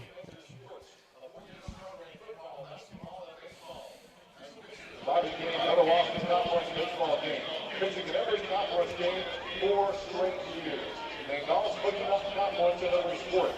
Bobby King scored a career high 45 points versus Robbinsville in basketball, setting a school record for points scored in one game. Bobby was named Swain Conference most valuable player in basketball his junior and senior seasons. Named to the all-tournament team of basketball for 3 straight years. Bobby King was a key member of Swain Conference championship teams in football, basketball, and baseball, and received a scholarship to UNC Chapel Hill. Bobby King played collegiately at Western Carolina University. And let's give Bobby King a hand here tonight, even though he could not make it to the game. Thank you again, and congratulations, Bobby King. Scotty McMahon played football, basketball, and baseball, and graduated in 2006. Scotty was an outstanding all-around athlete. Left his biggest part as a 3-year starter and quarterback for the Miami Devils. Scotty was named All-Western North Carolina during his senior campaign, where he was also an All-Swain Conference selection. In 2004, he was under center as the Devils won the 2004 State Football Championship, finishing with an undefeated season. Scotty was named the most valuable offensive player in the state title game. In 2004, he was also named All-State and All-Swain Conference, passing for 3,523 yards in his career. Scotty accounted for 5,052 total offensive yards. Was a 2005 and 6 All-Swain Conference selection in baseball. 4th in career 3-point field goal percentage. In baseball, he led the Swain Conference in runs scored and was a 2006 Amateur Athletic Club 1A2A Male Athlete of the Year finalist. Ladies and gentlemen, please give your applause to Scotty McMahon. Taylor Myers McMahon played volleyball, basketball, and softball and graduated in 2010. Taylor was an outstanding athlete who excelled in 3 sports. Was All-Swain Conference in 3 sports. 2010 Western North Carolina Player of the Year in softball. 2010 District 8 Player of the Year in softball. 2010 Co-Western Regional Player of the Year in softball. And 2010 Swain Conference Co-Player of the Year in softball. A member of the 2008 state champion volleyball team. Taylor was a 2-time state runner-up in softball teams in 2008 and 2010. A 2-time Western Regional champion in volleyball and softball. 7-time Swain Conference champion. North Carolina state softball record in all classes for hits of the season with 60 and a career with 188. Career batting average of 543 with 45 doubles, 127 RBIs, 152 runs, and 88 stolen bases. Twice Taylor had 25 game hitting streaks. That was a holder of at least 13 school records. Taylor was the first player in school volleyball history to record over 1,000 assists in a season. Taylor played softball at DePaul College at Western Carolina University. He was a 2011 first team All-South and All-State at DePaul. And 2012 preseason first team All-South Atlantic Conference selection. Ladies and gentlemen, please give a great round of applause to Taylor Myers McMahon. Danny Hughes played football, basketball, and track and graduated in 1970. Danny played 3 sports here at Swain and was outstanding in all 3. Was a 3-year starter in both football and basketball. All-Swain Conference and All-Western North Carolina selection, as well as MVP in football during the senior season. Danny set a school record with 20 touchdown passes in a season and 5 touchdown passes in one game. And multiple 200-yard passing games, unheard of as an accomplishment during his time, culminating with a school record 288 yards.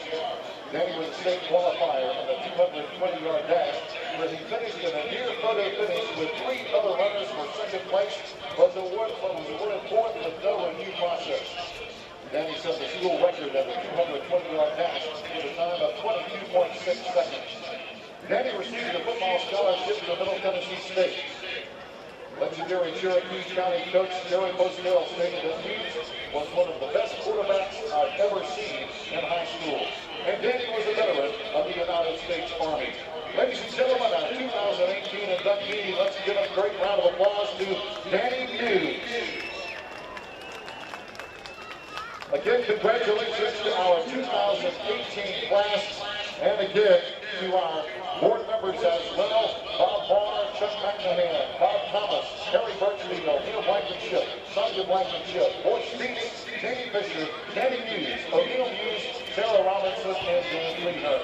Congratulations, Hall of Fame class 2018.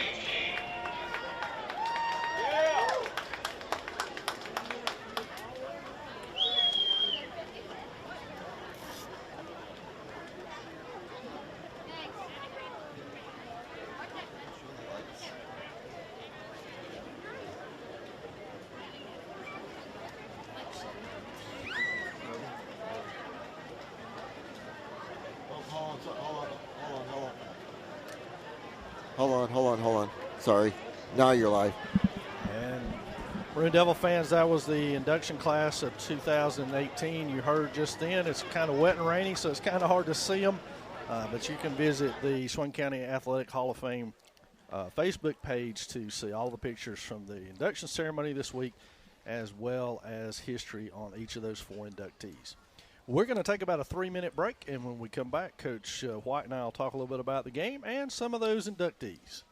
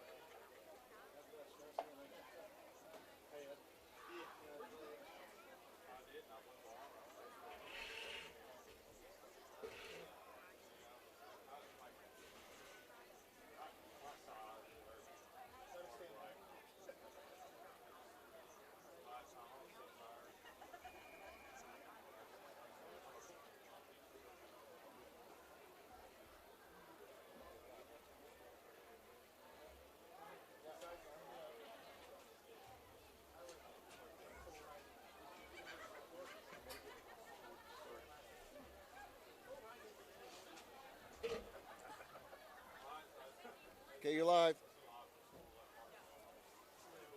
What's this do? No.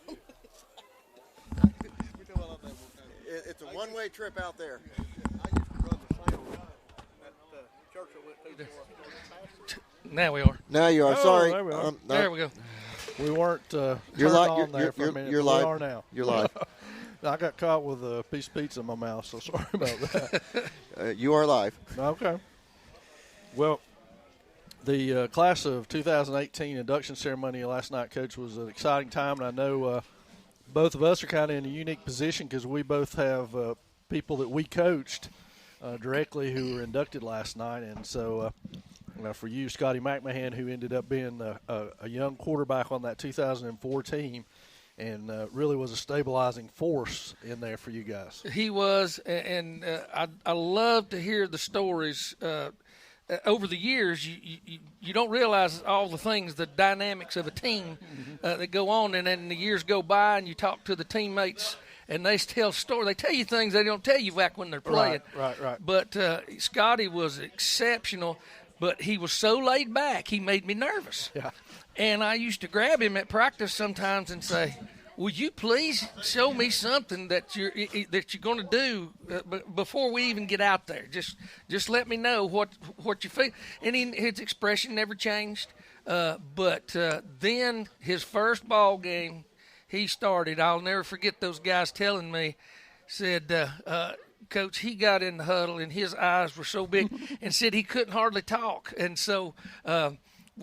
The first emotion we had actually seen out of him, I don't think it really did hit him until he was out there in the mix, and then there it was. But he had a stellar career. But one of the most consistent quarterbacks that I had the opportunity and the privilege of coaching.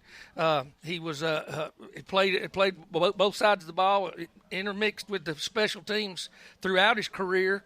But as a quarterback, just so solid in decision making, and could run the veer and the option to perfection. And it was a joy to watch him play and see him do the things. And even under pressure, like in the 2004 state championship game, just as calmly as he could, laying that ball out there. Yeah. And everybody else in the stadium's holding their breath. I look out there, and Scotty's walking off the field with his mouthpiece out. He knows as soon as he turns the ball loose, it's 6. You know, he had said last night that may have been 2 playoff games before that he had missed that throw terribly. Yes. And it had been awful. Yeah, and we really hadn't run that play an enormous amount. It was a back out of the backfield, a wheel route. And the free safety we kept seeing, we saw him fall asleep, and Scotty realized it, that the guy was overplaying to the wide side of the field, and we sprinted Scotty out to the wide side, and he threw it back to Cody, my youngest son. And Cody said it felt like it took an hour for that ball to come down, but he literally put it on the money and dropped it in a trash can out there basically. And that's how we got him to throw that ball, was that Coach Manley, Steve Manley, put a trash can over near the sidelines, and he said, "I want you to sprint over here to this hash mark, and I want you to try to throw it over there and hit it in that trash can. Don't worry about where the receiver's going to be. You just throw it out there." And so that's basically what he did. But yeah, he was a lot of fun to coach, and I spent a lot of time making fun of him over the years. Well, I'll tell you one thing, Coach, that really I was fortunate enough to be able to, my wife and I, to be doing stats for you guys during Scotty's tenure, and the one thing that impressed me the most about him is he literally, in my mind, went from being a talented, athletic quarterback to someone, by the time he's a senior, who could put the team on his back and carry them. That's exactly what he did. And it was an amazing transformation. It was almost, and we all know players like this, and this is why he's in the Hall of Fame, it was almost, what is it this team needs me to be, and that's what I'm going to be. Exactly. He any role that you assigned him, he took it on as a challenge and a compliment. He didn't want to be standing over on the sidelines. It was boring to him. He just really didn't like that part of the game. But when he was younger, our main consistent thought was, he's the best quarterback we've got. We've got to keep him healthy, and we've got to keep him fresh all ball game, because when you were running the veer and him keeping it as much as he did and able to throw the ball like he could, then it was a challenge to keep him off the field, basically. And he's made a great transition into coaching Yeah. and does a wonderful job with these younger kids now. And that, to me, knowing Scotty's personality, he, like you said, he's a very quiet, laid-back person for the most part. And then to see his spark and his enthusiasm around these kids, it's really amazing to see that growth and maturation process in him, and now what he's able to give back to this program. Yeah, it was he was the exact same way as a player. Like I said, give him a hard time at practice daily about not showing any emotion. He never changed his expression. He would laugh a little bit alone, but I never saw him get disgusted with himself or get down on himself or on his teammates ever. Well, you know, Coach, this was a tremendous induction class, not just Scotty. We talk a lot about him because of his involvement with the Marine Devil football program, Marine Devil basketball program, but you've got Kayla Myers-McMahon, another outstanding athlete, one of the best pure hitters that I've ever seen in fast-pitch softball, and now she is in a coaching position here and helping us with our program and softball, coming back to where she's from, and the head volleyball coach. So it just speaks volumes about those young kids that we spent so much time with and what they're willing to do now and giving back to the young people. And then you've got Danny Muse, who's an outstanding athlete. Saw tape of Danny, and it was shocking to me how fluid, graceful, and well he played that position of quarterback. Yeah, and if you know Danny, if you ever talk to him in Inmile, he's kind of like Scotty was. Yeah, He just has that demeanor that puts him in the middle of everything, and he doesn't get overly excited or over upset about anything much. And so that's pretty much the way I understand the way he played the game. I wish Kayla had been a football player. I actually asked her when she was, because she was tough. Now, I'm telling you. Well, we're set to kick it off. The Marine Devils will get the ball first. It's a high kick over to the side, fielded on the 20-yard line by Colby Taylor. He dances his way around, tries to find some running room, and now is almost tackled and slips on the 25-yard line. So just a return of 5 yards for Colby over there, taking that kick on the 20-yard line, and the Marine Devils will have first opportunity here. But as we saw in the first half, you're just joining us, both defenses really rose to the occasion after the opening possessions for both teams resulted in touchdowns. The defensive have been outstanding since then. That's been the name of the game right here, and we're seeing this right now in the regular pro veer set with the tight end running the weak side veer follow play, pretty much in isolation for Damian. It looked like Damian may have had a little room to the outside and opted inside. He runs right into the arms of number 50, Candler Edwards, the nose tackle for the Black Knights. A gain of 2 by Lossie on the play. Statistics pretty much dead even through the first half, just as the score is. And now the Maroon Devils will try to mount a drive here. The rain has stopped entirely, and so that's good news, but the field is wet. So Veer's formation again, turnaround, double dive. Swain is met head on over there by the Knights, and that is going to be number 9 for Robbinsville, Austin Lovin, with that tackle, but not before Swain gains the 30. So it'll be 3rd and 5, and we've seen a lot of this out of both offenses. Yeah, and you can see the reason why they're doing it. As soon as that ball was snapped, you could see the defensive lineman from Robbinsville, they were in a hard slant away from where we're going, and that double dive was a good idea. So Veerback set, twin receivers. It's outside wide and eaten up over there by Anderson and number 61, Chris Rabb, and no gain on the play. So the Maroon Devils will punt it away after 3 plays here, unable to gain the first down mark. And back to receive it now is Anderson again, but he's joined by Lex Hooper, the other. Nope, check that. Now Anderson goes up, and back comes Jesse Phillips, and Lossie will kick it away. It's a low, tumbling kick and almost hits Ian Brooks, but he's going to chase it down, and a good rugby-style almost punt that gets a great roll down to the Black Knight 33-yard line for Robbinsville to take over. Yeah, we need to really mind our P's and Q's right here on this series, too. Not let any big plays happen, not let them get too happy. You don't want Robbinsville to get happy, because once they do, it's hard to turn that faucet off. Well, we've had a long and storied history with Coach D. Walsh, who's a fine coach of Robbinsville, and he, over the years, has had quite a proclivity for trick plays, so that may come into play before this one's over with as well. There's the wing T look again. This is the buck sweep just like Murphy runs, and that used to be a mainstay of Coach Walsh's offense right there. And you can see it pulling both guards down the line of scrimmage. Great line of scrimmage play, man. Just filling gaps, seeing linemen pull and following them basically is all you're doing. If you chase a pulling lineman down, he's taking you to the football. He's not going there for his help.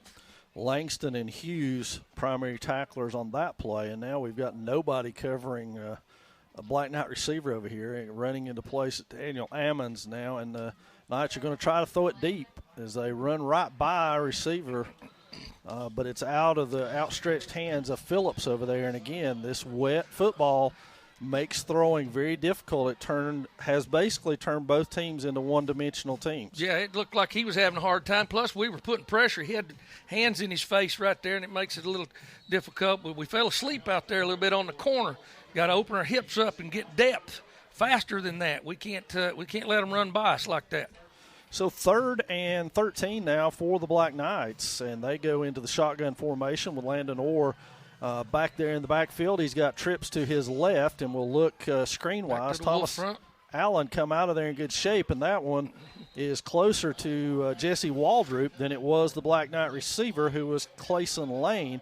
And the Knights go 3 and out on their opening possession of this third quarter as well. Great stand. And then Robbinsville showed their hand right there a little bit. They're trying to get it all in big chunks right here. Very seldom do you see them drop back unless they are behind in a game to throw the ball deep twice in a row. So Austin Lovin will be back to punt. And, of course, in the first period it was a snap over his head that set the Maroon Devils up, although they couldn't take advantage of it. A good snap this time. Maroon Devils come after it somewhat. It spins off of his foot and will cross the 50, but just barely before rolling out of bounds on the Maroon Devil 45-yard line. So, Coach, good field position here. Trading off good. Yeah, trading off good as far as field position goes right here. We gained a little bit out of that exchange of punts right there, and the more that type of thing happens, the better our chances are of staying on their end of the field and making big plays. Well, if you can keep the game confined to their end, as you just said, then you stand a better chance on a short drive of putting it in the end zone. Exactly. And forcing them to have to make a long drive to put it in the end zone. So the Maroon Devils load up the backfield now with Ian Brooks as the blocker out there. They go and that's just a sprint through, and we got a flag on the play to go on top of that. Yeah. That's A.J. Ornelas blowing through there, and a flag on the play is going to be holding on our Maroon Devils. So they can decline and take the loss, or they can take the penalty and make us start 1st and 20. Maybe they'll ask him this time. They did ask him, but they're slow to here it comes. It's declined, so it'll be the loss of 3 on the play from Ornelas knifing through. And they run a blitz there where he gets to choose a gap. He lines up almost behind the defensive lineman, and they predetermine which way he's going to go. Waldrop in motion now. The Maroon Devils come back to his side, wide open for a moment up the middle for the biggest gain so far of the second half for either team is Ian Brooks. He picks up about 8 on the carry, and that will leave the Maroon Devils with a 3rd and 7 here just shy of the 50-yard line. Yeah, this time they're trying to take away that outside veer lane, and that's what was noticed. And Ian just ran inside of the veer block basically because the defensive lineman was being kicked outside. They're trying to game up front, a gap game. There it is again. Lossie on the run to the outside. They grab him from behind, and he goes down. No horse collar flag thrown on that. We'll have to check the replay, but it gives the Maroon Devils 4th and 11, another punt forthcoming. I don't really understand why they didn't flag this, because he is behind him, and he's got the shirt. I think that constitutes a horse collar. So, again, it will be Phillips and Anderson back for the punt. It'll be Damian Lossie to punt it. Another good snap from Brooks, and another low line drive punt.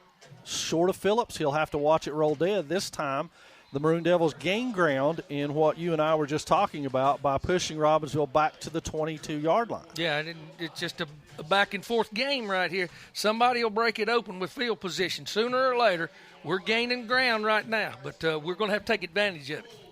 So 1st and 10, Black Knights from their own 23-yard line. And it's their second possession here of the second half. The Maroon Devils 2 3-and-outs on theirs. The Black Knights a 3-and-out on their first drive. They run a twin set to the short side of the field and run in the wing T formation. So that's a short handoff up front, eaten up by the Maroon Devil line, and now the whistle is blown. The Knights fall forward for about a 4-yard gain on the play. I think that was Anderson again with a straight dive. Yeah, it's a veer dive just like we run, and it's been a part of they've not been as option-oriented. I don't think it really is an option to them. I don't believe they spend enough time on it, but they like the idea of being running by people at the line of scrimmage. So now twins to the wide side of the field, wing T formation and he's again. keeping it this time. And that's straight pitch to the outside. Good play. Great tackle out there by Waldrop. Great alley play again. Just what we were talking about earlier. Watch the assignment football. You'll see right here, has no intentions of giving it. Got the quarterback taken. Here's the alley run from the inside. There's the other alley. You got him hemmed up. He's got no place to go. That's excellent. That's excellent defense right there. That was Jesse Waldrop with a tackle on that. A good shoestring tackle leaves the Knights in what we must admit is a manageable 3rd and 4 at this juncture in the third quarter. Exactly. So now they go twins to the wide side of the field again and go shotgun. They creep along. They run a wildcat set, trying to get to the edge. That had to be a block in the back, and they did not call it. Nope. But he is short of the first down. Great. The defense again. And there again, they bumped her over out of a shotgun set to run a wildcat sweep. And you can see the direct snap there to the running back. They're trying to hem everything up on the end. But now watch the alleys being filled. There comes Langston, run into the alley. There's a block in the back.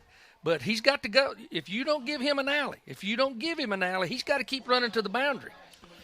So the Black Knights took a long time over there with Coach D. Walsh deciding whether they wanted to go for it on this punt or whether they wanted to go ahead and punt it away to the Maroon Devils. They've opted punt, and so Lovin will be back standing on his own 18-yard line now to punt the ball away for the Knights. And this one's a high one, but short again. Good roll for the Knights, and they're going to win. They're going to win a little bit of the field position battle there themselves. Yeah, I wish we could get a straight-on punt with a little right at Bryce and see what he could do. It could break this game wide open, but so far no luck. So the 32-yard line for the Maroon Devils will be where they take over with 5:08 remaining in the third period of play. And again, to recap the game, in a game that started out completely offensive in nature, meaning that both teams scored on their first possession, that has been it offensively, that's almost even first down-wise. Right. From that point on, first downs have been at a premium for both teams in the second half. Neither has got one. No, and both teams had more possessions right now than they nearly had in the whole first half. You're right. Maroon Devils with the ball. Good split there. We got a flag from the side judge as Brooks dives ahead for about 4, which would be a good first down gain for the Maroon Devils should it stand. And I don't know what we've got. The side judges are talking to each other. And that was a weird flag from the side. I'm not sure what they've got. I'm hoping that they'll just walk over there and pick that thing up. Illegal procedure. False start. It should have been blown dead. Coach Neil Blankenship is over there arguing the play with this side judge who threw the flag. No, and Coach Blankenship is upset too, and I would be too. I don't understand what the call was to begin with. And he gets no explanation. You're not going to get one. Waved off the field. As a matter of fact, the side judge grabbed him to move him back off the field, which I, as a coach, would have a problem with. I don't put my hands on officials. I don't expect them to put their hands on me. And so now we've got 1st and 15, and that seems like how we've spent the whole second half. Right. Lossy turns it up inside. He's met by Orr over there, who's their leading tackler, and the first time we've called his name tonight on defense. Right, and they're gaming. They're running different games out there to stop this veer, and so we're going to have to make some adjustments if we're going to continue to run that thing. But I'm like Coach Blankenship. I'm still upset about what's going on down there and what kind of rat race is being run by this officiating crew. That's the most ridiculous thing I've ever seen. While he made a procedure call, didn't blow it dead, or penalized, and he gets no explanation. So the Maroon Devils now second and about 13. Lossy keeps it. He has a seam over there, but it closes up quickly, and he is drugged down after a gain of about 1 over there by a whole host of Black Knights. And Damian trying to get up from that pile. The Knights weren't too keen on letting him up for some reason. And now the Maroon Devils face again a 3rd and 13, and that's been the bugaboo in the second half is something has come along each time on first down that has made us be behind the chains in coach speak. And in a night like tonight, and with us not being able to throw the football as much as maybe we would like to, it's just a story of penalties on first down. There's the draw so Lossy again. Goes draw again. He runs straight back up the middle and is thrown backwards.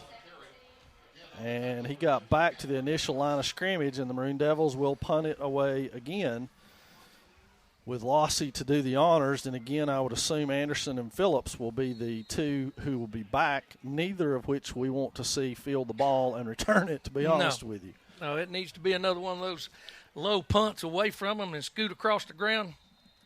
And we got whistles again. Something tells me it's going to be on us. What? They call something on Damian. He has illegal equipment, didn't have his chin strap on, didn't have what? How is that a penalty? I'm not sure and why he's out of the game.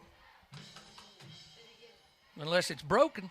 Well, he's not happy whatever happened. There's no penalty on the play. It doesn't get stepped off, and now the punt will be Thomas Allen, who has punted this year.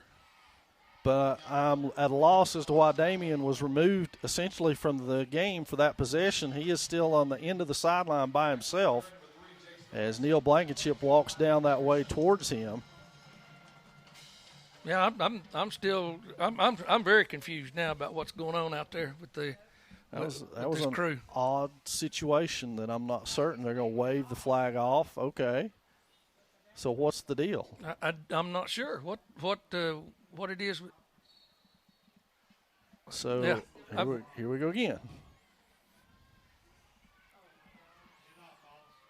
And that one off of Thomas's foot, but will take a good bounce and roll dead at the Black Knight 35-yard line. Yeah, the exchanges are getting a little bit more in their favor right now as they get the ball out closer to midfield. But yeah, I'm still at a loss for what's happened with the. He didn't. In watching Damian, he did not seem to get any aid from Kerry Powell. Nothing injury-wise. He did not get equipment repaired when he came over there. No, it's not nothing. So we don't have an answer for you on that one. The umbrellas are coming back out again as the Knights take over. They will send Twins to the wide side of the field on their sideline and do this from the shotgun with Orr and Orr back there. Hooper and Orr, I'm sorry. There we go with the Wildcat set again. He planned on throwing it, I believe. Yeah, I believe he looked like he was going to try to do something, but there again, this alley play is great, and it's this is the best I've seen us do it all year long. Just watch what happens at the line of scrimmage. Taking on blocks, good blitz call, and right there he is. He's sitting in the backfield, and I'm not sure. He may have been trying to throw a screen. That's what it looked like. So a big loss on that one. It'll be second and about 16 now for the Knights as the rain starts to come down harder. And they go again from the shotgun set. Orr goes out, throws it low, and it bounces to his intended receiver, who was Clayson Lane out there. So it'll be 3rd and 15 for the Knights. Yeah, and it's hard for both teams to get a grip on this football. You can see that ball come out of his hands, and it just died. He can't get a hold of it either. So, like we said earlier, it's disrupting passing game for both teams. So the Knights come back out with split receivers. They got everybody jammed to the short side of the field over here. Orr and Hooper in the backfield. Back out of the backfield. Again. Fall off deep. There it is. Keep him covered. Atta baby. That's it. Picked right there. Nicely done. Daniel Ammons has this pick. Coach Blankenship called it from the sidelines down here. You can see him pointing, saying they're going to the wide side. They're going to throw that ball. This is the wheel route by the back, out of the backfield. He turns and looks like he's going to get it thrown to him there. But the corner never bit on that inside route. He stayed right out there where he's supposed to be. Excellent zone coverage. Daniel Ammons on the pick gives the Maroon Devils the ball on their own 48-yard line. Best starting position of the second half for the Devils here with 2:25 remaining in the third period of play. And now they have everybody on the line of scrimmage except for Waldrop, who split out to the wide side. That goes inside, and somebody split underneath and grabbed a hold of Bryce Sain's foot and would not let go. So Sain loses a yard. But you can see the game they're playing right out here. If you look at that tackle, you see him go underneath. That's how they're trying to stop this veer game. They can't stand in there. They're not going to let us get that down block. And by doing that right there, they're just taking. You can't get. There's no veer lane to be had. And that's all they're worried about right now is taking that outside veer lane away. But for the first time in the second half, the Maroon Devils win first down, even though they didn't gain anything. They didn't lose a bunch by a penalty yard either. And so Lossy under center, everybody to this side, toss sweep to Sain. Sain gets to the outside, cruises ahead for a gain of about 6. So a large gain for the Maroon Devils as they plunge into Black Knight territory now, down to Robbinsville's 47-yard line. It'll be 3rd and 5 with 1:25 left in this one. Yeah, and you can see Robbinsville right there. They're selling out those defensive linemen to take that veer lane away. They are literally diving on the ground, putting their bodies in that veer lane. So if you come back with something different like that, you're going to get positive yardage out of it because they can't. That's all they can do. Sain on the carry, nothing there. He's going to be stopped for no gain. And he's slammed to the ground, no flag on the play. Why should we expect one? And he reached in his pocket to get it and then put it back. Well, that explains a whole lot. I'm not going to say anything else. I keep coming back to it. I can't. So the Maroon Devils will be forced to punt again on 4th down as they're 4th and 5 on the no gain. You can see the replay there where Bryce was slammed to the ground after the play is over. You can see the official reaching into his back pocket, then he stops. Yeah, he got suplexed, and that's a penalty. Lossy to punt it again. He's got this one off the side of his foot again over to the Robbinsville side. It takes a bounce backwards and rolls dead on the 30. Maroon Devils seem to think they got the ball because it touched somebody. They're pointing and it hit the leg, but they're not going to get that call. We'll see it on the replay maybe. Here it comes. Lossy to punt it. It'll be Black Knight ball from their own 30 with 14 seconds left to go in the third. Well, all of them with their back turned, it looks like if it hit somebody. Well, even the official's got his back turned. If it hit his leg right there, it's a live ball. So I formation for the Knights here with 14 ticks remaining in the third quarter. Anderson plunges ahead and is yanked backwards by the Maroon Devils, a whole host. Big Nolan Brown over there plugging the hole, along with Jacob Langston and Ian Brooks. A gain of about 3, 2nd and 7, and that's going to do the third period of play. While we do that, we'll take a break down the line for 30 seconds.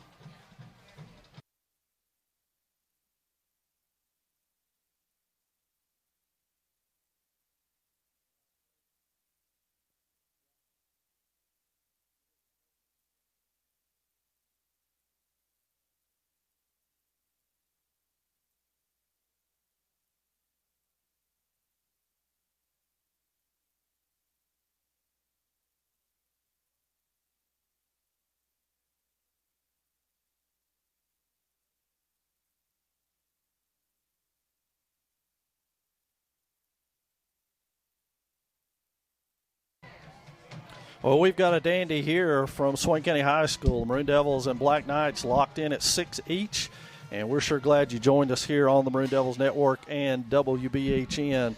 for a good night of football action here in the Smoky Mountain Conference. Knights ball, 2nd and 7 from their own 33-yard line. Yeah, it's beginning of the fourth quarter here, right here, and you and I were discussing somebody's going to have to have a breakout here of some kind. We hope it's us. A turnover, something of that nature to create some momentum. Now here comes Anderson in motion, Yeah, high sweet. snap. He's coming around that side. Hunter Burrell waits on him, envelops him over there. Nolan Brown and Colby Taylor also in on that tackle, and now Nolan gets up limping a little bit, but he's okay. Bit of a cramp going on, I believe. 3rd and 4. I believe in the first half, Nolan got rolled up on from behind on a block on offense and may have stiffened up a little bit on him or be a little sore. Yeah. But he seems to be moving around okay. Crucial 3rd and 4 here for the Knights. They come out in their wing T set with twin receivers to the left of their formation, the wide side of the field. Orr snaps it, hands it off to Anderson right up the middle of the field. He's going to have a first down. Colby Taylor drags him down from behind as the Maroon Devils missed the hole, it looked like. Yeah, it's just a hard dive right there, and all they're trying to do is put a hat on a hat right here. You can see the attempting to down block here, and he just runs straight up in there, bounces off of the defender. Defender didn't even see him with the football. He bounced off of him. So the first down of the second half belongs to the Black Knights. They've got it on their own 45. I formation again now. He steps back, throws a swing pass to the outside, and the big gainer on the play is Lambert makes the big stick to knock down Clayson Lane, but not before he gets another Black Knight first down. Yeah, they stretched this time. It's an inside bubble throw, and all they're trying to do is get their receiver out there one-on-one with anybody, and he's going to get positive yards out of that with that much grass. So I formation again for the Black Knights. They've got twins to the wide side of the field again. The formation, nope, they're back to the wing T now. And now Orr will hand it to Anderson, who is caught from behind over there. Yeah, that's there again. That's the buck sweep where they're going to pull both those guards and try to kick out and lead up. And this time they even took the fullback. They didn't even attempt to fake the dive with the fullback and just run them all right up in there and try to knock us back off the ball. A good job holding the point of attack over there by Colby Taylor and forcing that back inside for Chase Hughes. Rain starting again for the Black Knights here as they are again in the wing T set. And two receivers up here. They're going to try to throw it. They widen out. No, he's running with it. And Langston's got him from behind for a sack.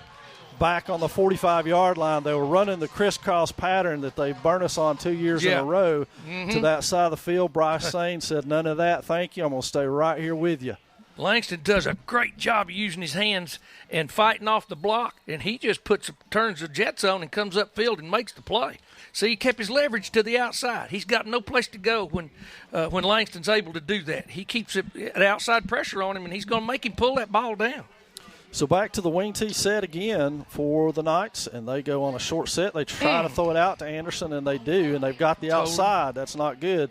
Great tackle over there by Bryce Sane, but not before Anderson gets a first down. And no, he gets inside the sticks. I'm sorry, he doesn't. It brings up 4th down, and now Coach Walsh has got to make a decision here.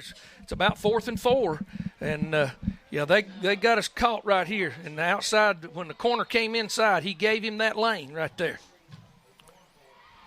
And they're going to go for it, which you almost have to. And they're going to take a timeout here to talk about it. We'll do the same down the line. 30-second break right here on the Maroon Devils Network.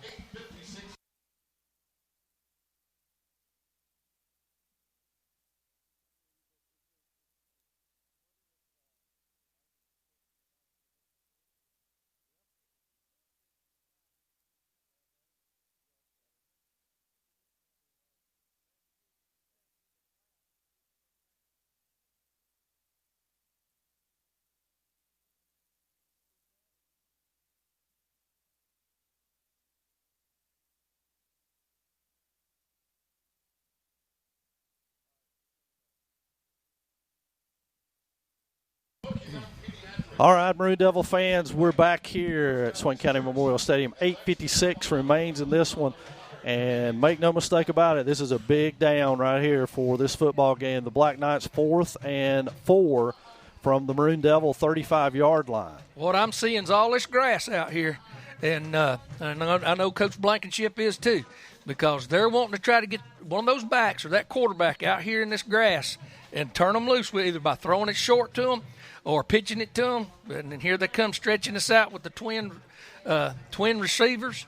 I'm going to go out of the I backs. It could be something as simple as a toss sweep.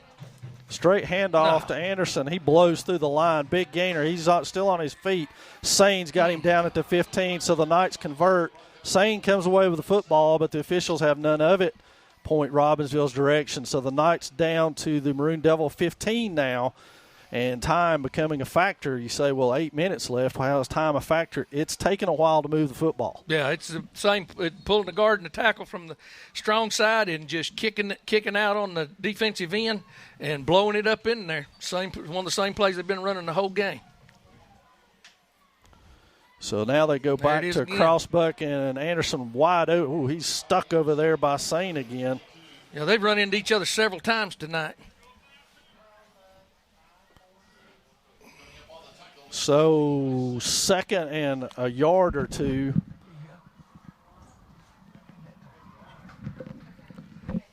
Yeah, and they found a home with that, and they're going to try to pick on us. They'll probably run it again out of these eye backs right here to do the same thing, only to the other side. Yeah, there it is. And he goes through unmolested. He's in for the touchdown. Yeah. For the Knights. So Anderson scores with 7:59 remaining to give the Knights the lead, and somebody offensively has finally broke through in this defensive stalemate and put points on the board. Well, it's going to be up to us to answer now, but there's your guard and kicking out on the end, and he just following that guard and running his feet and knocking us back from there. So the Knights are going to attempt to kick the extra point here. They switch holders in the midstream. We're just one tick under 8 minutes left to go in this football game, and we're to a crucial juncture here as the Knights are electing to kick it. Snap's good, hole's good, the kick is no good. He missed that to the left, so will that be a factor in this ball game? It remains to be seen. We'll take a break before the next kickoff, 30 seconds down the line.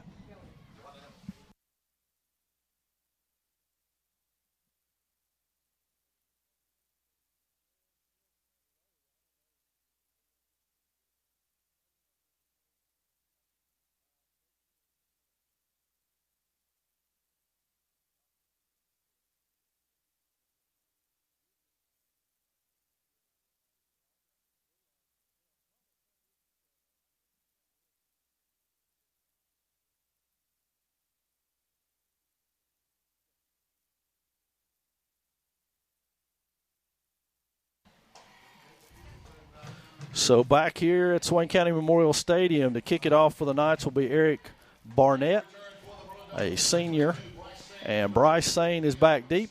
The last time they kicked off, 2 times they kicked it over to Ian Brooks' side on about the 20-yard line, and let's see if that's still the same strategy the Black Knights are going to use to stay away from Bryce Sain, and they do. Brooks will take it on the 25. He bobbles it, fumbles it, has to fall on it. And the Maroon Devils will take over at their own 27-yard line. And, again, special teams is an adventure tonight. Yeah, it is. It's you never know. And this shows you just how big a part of a game that the special teams play. And everybody knows that it's ever played the game. It's one of those things that always it can help you, it can hurt you, or do both in the same game. You don't know. So the Maroon Devils start in a shotgun set now with Lossie back there, twins to his left, the wide side of the field. They go to Sain.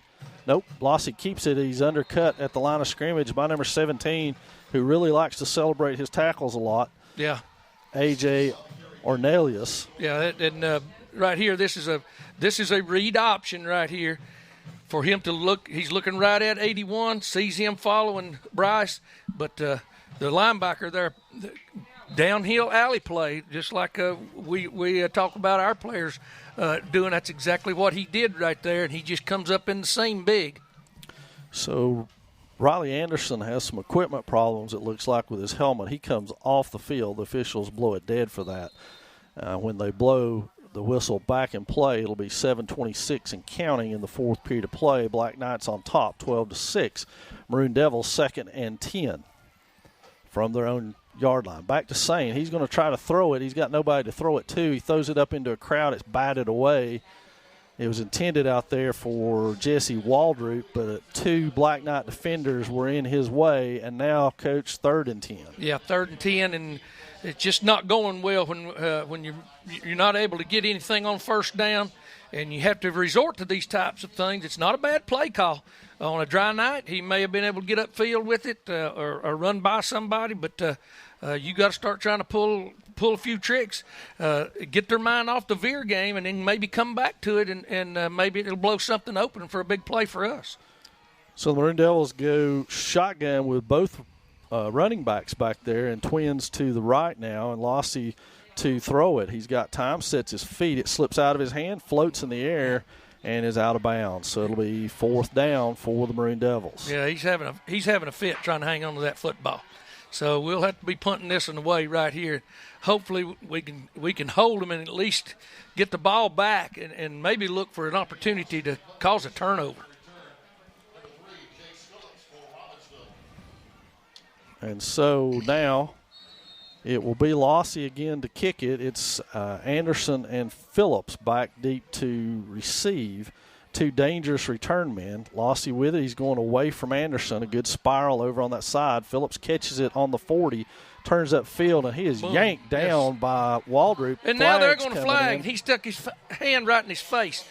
I'm telling you. Flag comes in on that. Let's see who it's on. There's also a block there. Now we got another flag come in, and that could be unsportsmanlike. We got a face mask is what they're signaling, which I'd have to see the replay to believe that was a face mask. Here's the replay. Well, it may be on Langston, and he may be ejected. The way the coaches are talking to him over there and as he comes over here.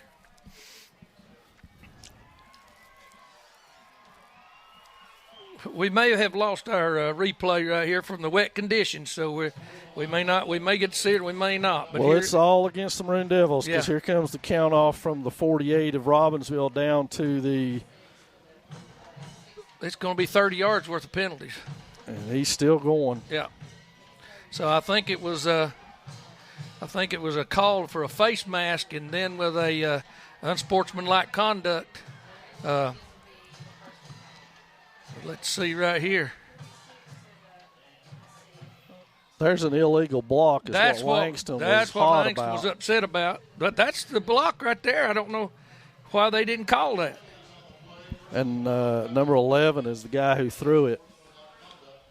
And Langston is not ejected, to the best of my knowledge, by seeing that. But he is out of the ballgame. The Maroon Devils are going to take a timeout. I can understand Jacob's frustration with that block. I can too. And you don't want a kid to retaliate, but now if you're going to retaliate, that's the time to do it right there. I just hate it hurt the team, and that's what I know he's upset about it too. Down here on the sidelines, you can see him, and he's dejected over what happened. Well, and now Coach Neil Blankenship has pulled the officials down here to talk to them about the situation. He's going to get nowhere. No, not with this crew, I can tell you that. He's got to talk to them about what went on because his player was absolutely blindsided. Yeah. And while some people may call that a good block, they spent hours in rules this summer talking about what was a legal block from the side and what's not. Right, and that was not. No, when it's that blatant too, the official on the sideline, he had went blind already by throwing his flag, and so he didn't even pay any attention to the fact that Langston was getting hit right square in the middle of his back. So well, the Maroon Devils in dire straits right now, Coach. When we return to play, it's going to be 1st and 10 from their own 24-yard line after that penalty was marked off. It ended up being 20, call it 30 yards. Yeah, it was. It was 2 15-yard penalties. 15 yards for the face mask and then 15 more for the unsportsmanlike, and they just changed the whole complexion of the game and field position right there. A game that, honestly, the kids have been playing pretty well on their own. Oh, yeah. They could have done better without any officials out there. So now ball put in play here. Anderson in the shallow I backfield or under center. And it'll be Anderson on that same play that he has made us pay for in the last time. This time Colby Taylor there to cut off that alley and tackle him for no gain, actually a loss of 1. Now, they're trying to get the kick-out block there, and they're not having any success now. We're seeing it well enough, and we're getting upfield on them right there real good. And we just got to make sure we get him tackled. If we can hold them right here and get they'll go for it. They're in 4-down territory as far as they're concerned, and so we got to stop them for 4 downs. Maybe we get a chance to get the ball back here and do something with it. Anderson in the I formation again. It's a shallow I if you're listening on WBHN. He's just about 4 yards deep. To be honest with you, or under center. He takes the snap, hands it to Anderson, and we got a penalty. Believe it or not, we've got a penalty, and it may be on Robbinsville. It was, and they still almost let it run. They almost let the play run because they were moving it on the line of scrimmage. They never were set completely, and we finally get a call. It is the first time, and when we were in a legal procedure, the play ran all the way out, as I recall. It sure did. So the Knights come out. They've got a tight end to the wide side, 2 twins to the short side, and Anderson again in shallow I. Most likely he's going to carry the ball and does, and he is gobbled up in there by Big Nolan Brown, who's the pile still pushing forward, and the official's just going to let it run. Yeah. And somebody's going to get decapitated one of these nights in one of these scrums like that. And Nolan Brown at the bottom of that pile ends up the winner, and he stops Anderson for a gain of just a few. Yeah. We did a good job of playing on the line of scrimmage again. We're not giving them the line of scrimmage. We're not allowing them to block us down. They're having a hard time up there with our defensive front most of the time, and we just got to make sure that we can keep them pinned here for these next 2 downs. So now it's a wing T set with Anderson set off to the side.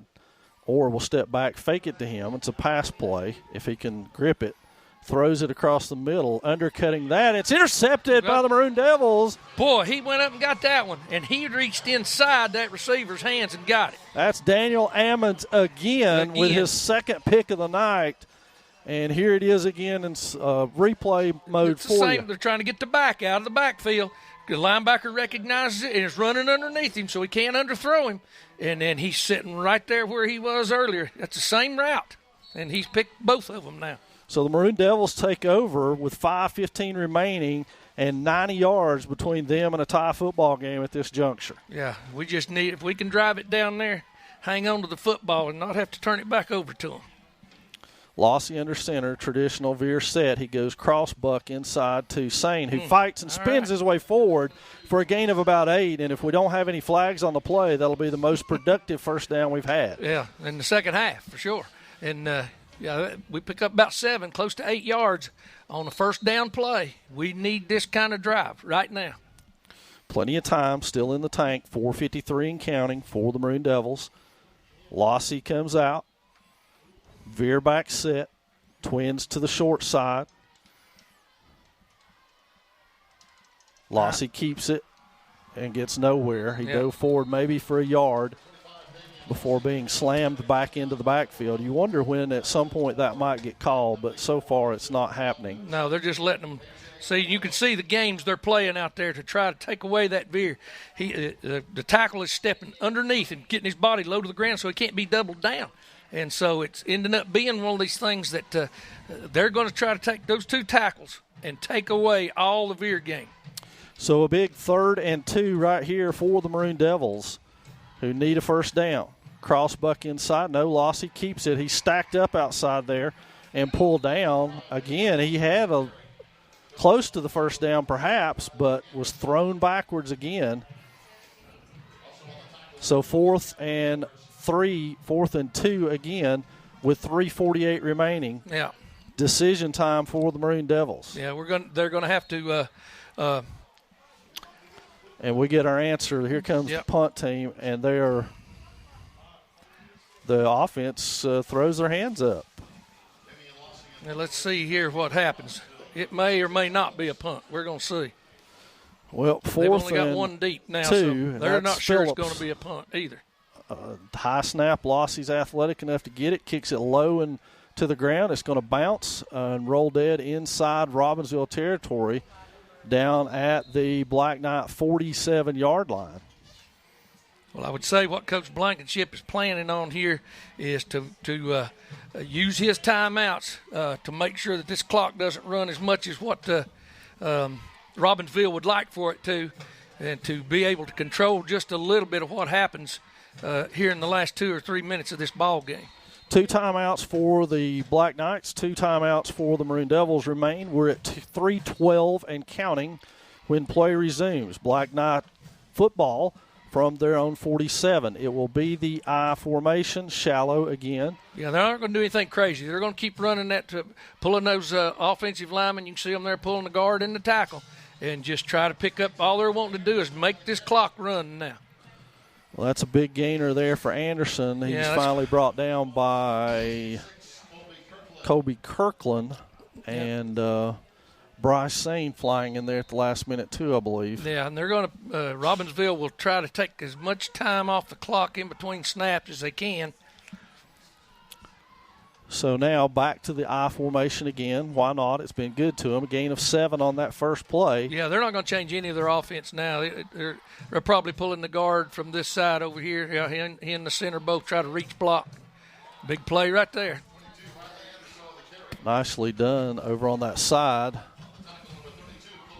by Taylor. No gain on the play. Timeout, Maroon Devils with 2:21 remaining, and the Black Knights facing a crucial third down right here. Yeah, and this is always difficult for a coach, especially when you're behind, when to use these timeouts, because if they get closer to the first down, a lot of times I would just let them go ahead and run and see if they could get it on third down. If they didn't, I'd call timeout. If they if they got the first down, then I would just watch the clock and call them sparingly on out, because you no sense in trying to hang on to them for your offense. You've got to use them now to try to get the football back, and that's what Coach Blankenship chose to do right there. Yeah, he's trying to put them in a situation where they're going to go for it. They're not going to punt it back to us. I don't think if they don't get this first down right here, I can't see them maybe lining up and trying to punt it back to us, but they could. And maybe that's what Coach Blankenship is banking on too. Well, of course, it's a double-edged sword, because you also give D. Walsh, who's a fantastic play caller, an opportunity to draw something up for his squad to get a couple of yards here and make it tough. Yeah, I can't see him doing anything real fancy right now with the way that the conditions have been, although it's not raining right now.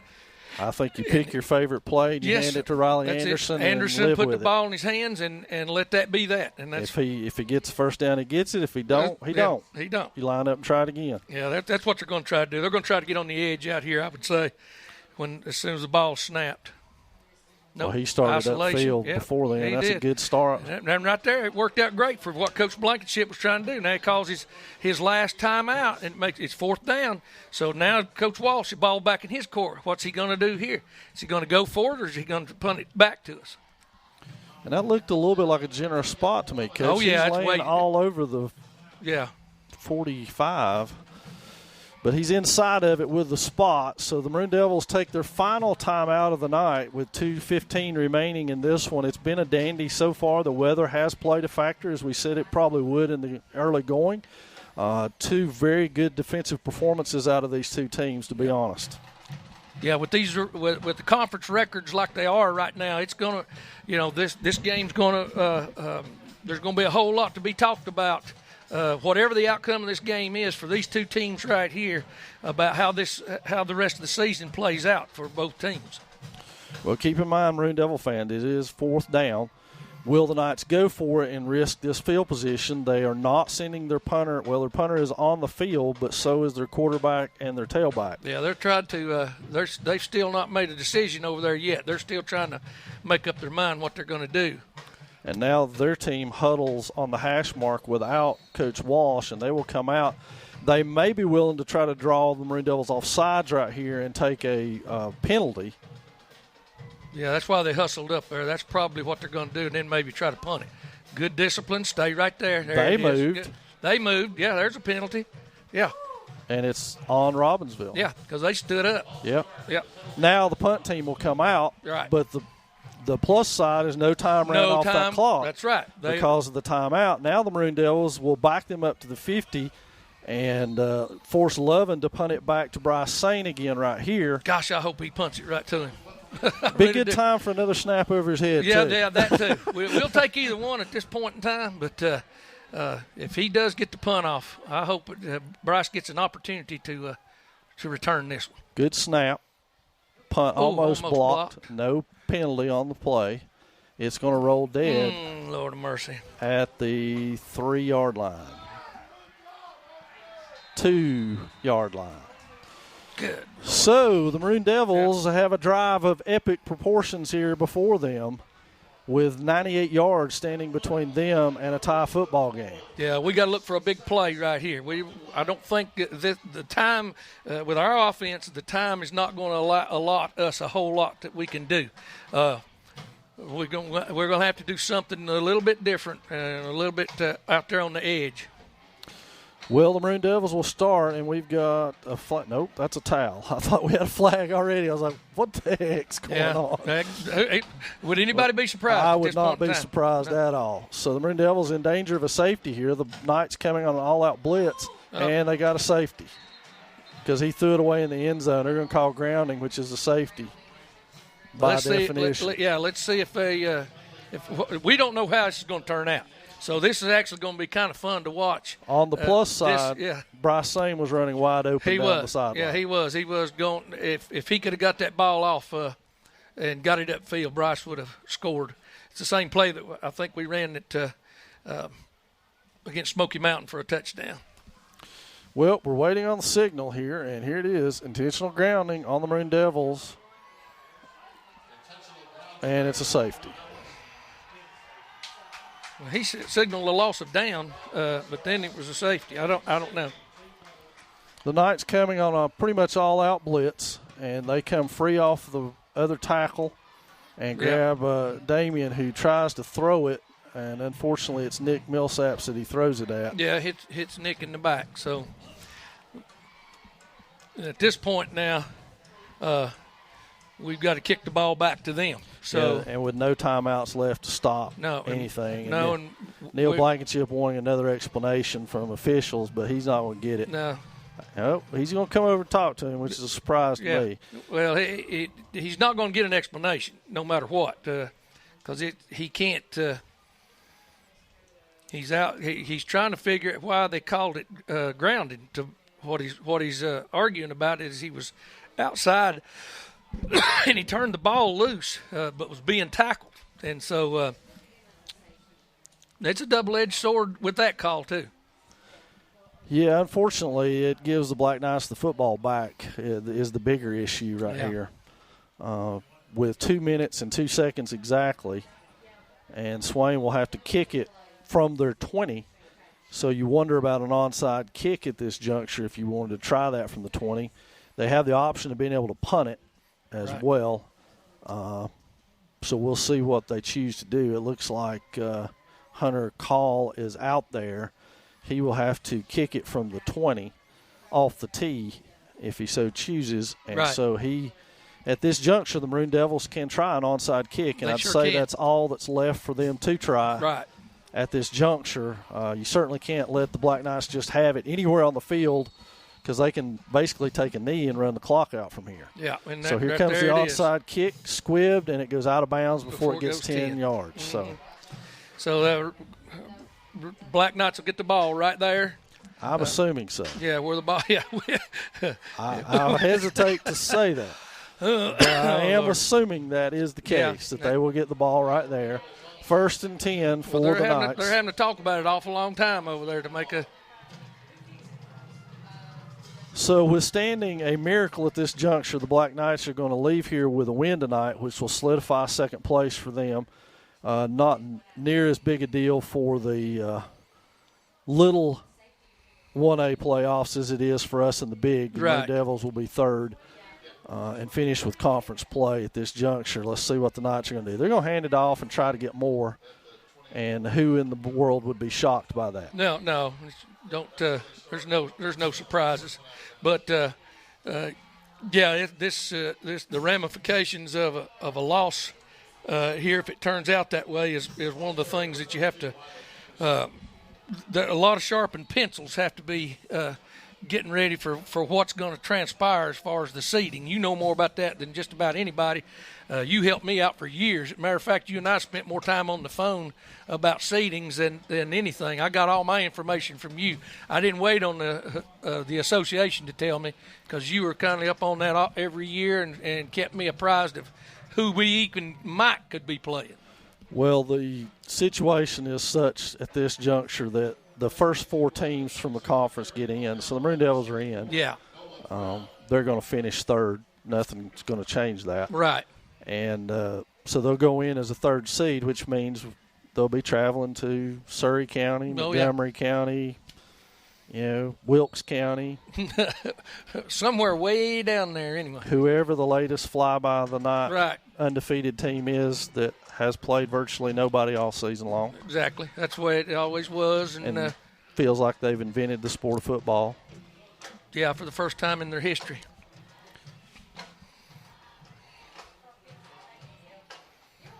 Right back to their man, and he's trying to get another one. We'll spot him on the 1-foot line. So the carry was for not only for a first down, but to almost put the ball in the end zone from the 15-yard line. Well, I'm speechless. That's about all I can say. Yeah. Speechless. Not surprised. No. At all. Disappointed. Yeah, they're going to try to get this one in before the clock runs out, but no, he's calling them off. So that's going to do it here from Swain High School. The Black Knights with a hard-fought 14-6 win over our Maroon Devils, with the safety made it 14. Yeah. And now both teams will shake hands at midfield, and the Maroon Devils will have the Asheville Gladiators next week at home for Parents' Night, so make plans to come out and support the Maroon Devils next week as they finish their regular season with the Asheville Gladiators. And, Coach, after that, they have a week off before the playoffs begin to continue to get better health-wise and to figure some things out for this very young team. But a great effort tonight out of the Maroon Devils. They played well. Start to finish, held their own. We're toe-to-toe with this Robbinsville team. Yeah, that was they stood up. That's the greatest thing they can take away from tonight. They didn't get the win, but they stood up and fought well. And it's just one of those things that you can't win them all. And as years go by, the hurt goes away a little bit, but the memories stay. Yeah. All right. Well, statistically, both teams pretty well equal. The Black Knights walk away with 115 yards rushing, and the Maroon Devils 113 yards rushing. Offensively, neither team able to get a whole lot going for each other tonight. But next week, as the Gladiators come to town, so come out and support the Maroon Devils on Parent Night, and we'll be there for the call on that one down the road. Thanks for joining us tonight here on the Maroon Devils Network or WBHN.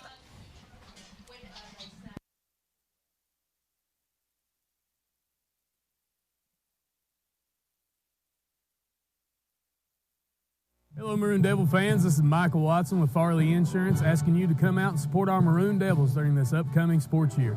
I know what it's like to wear the maroon and white and the dedication to excellence it takes to reach your goals. Like so many of the teammates I had the honor of playing with, together we accomplished some great things. I've taken the same dedication and lessons I've learned from the playing fields with me to Farley Insurance to become the best insurance agent I can be, and then some.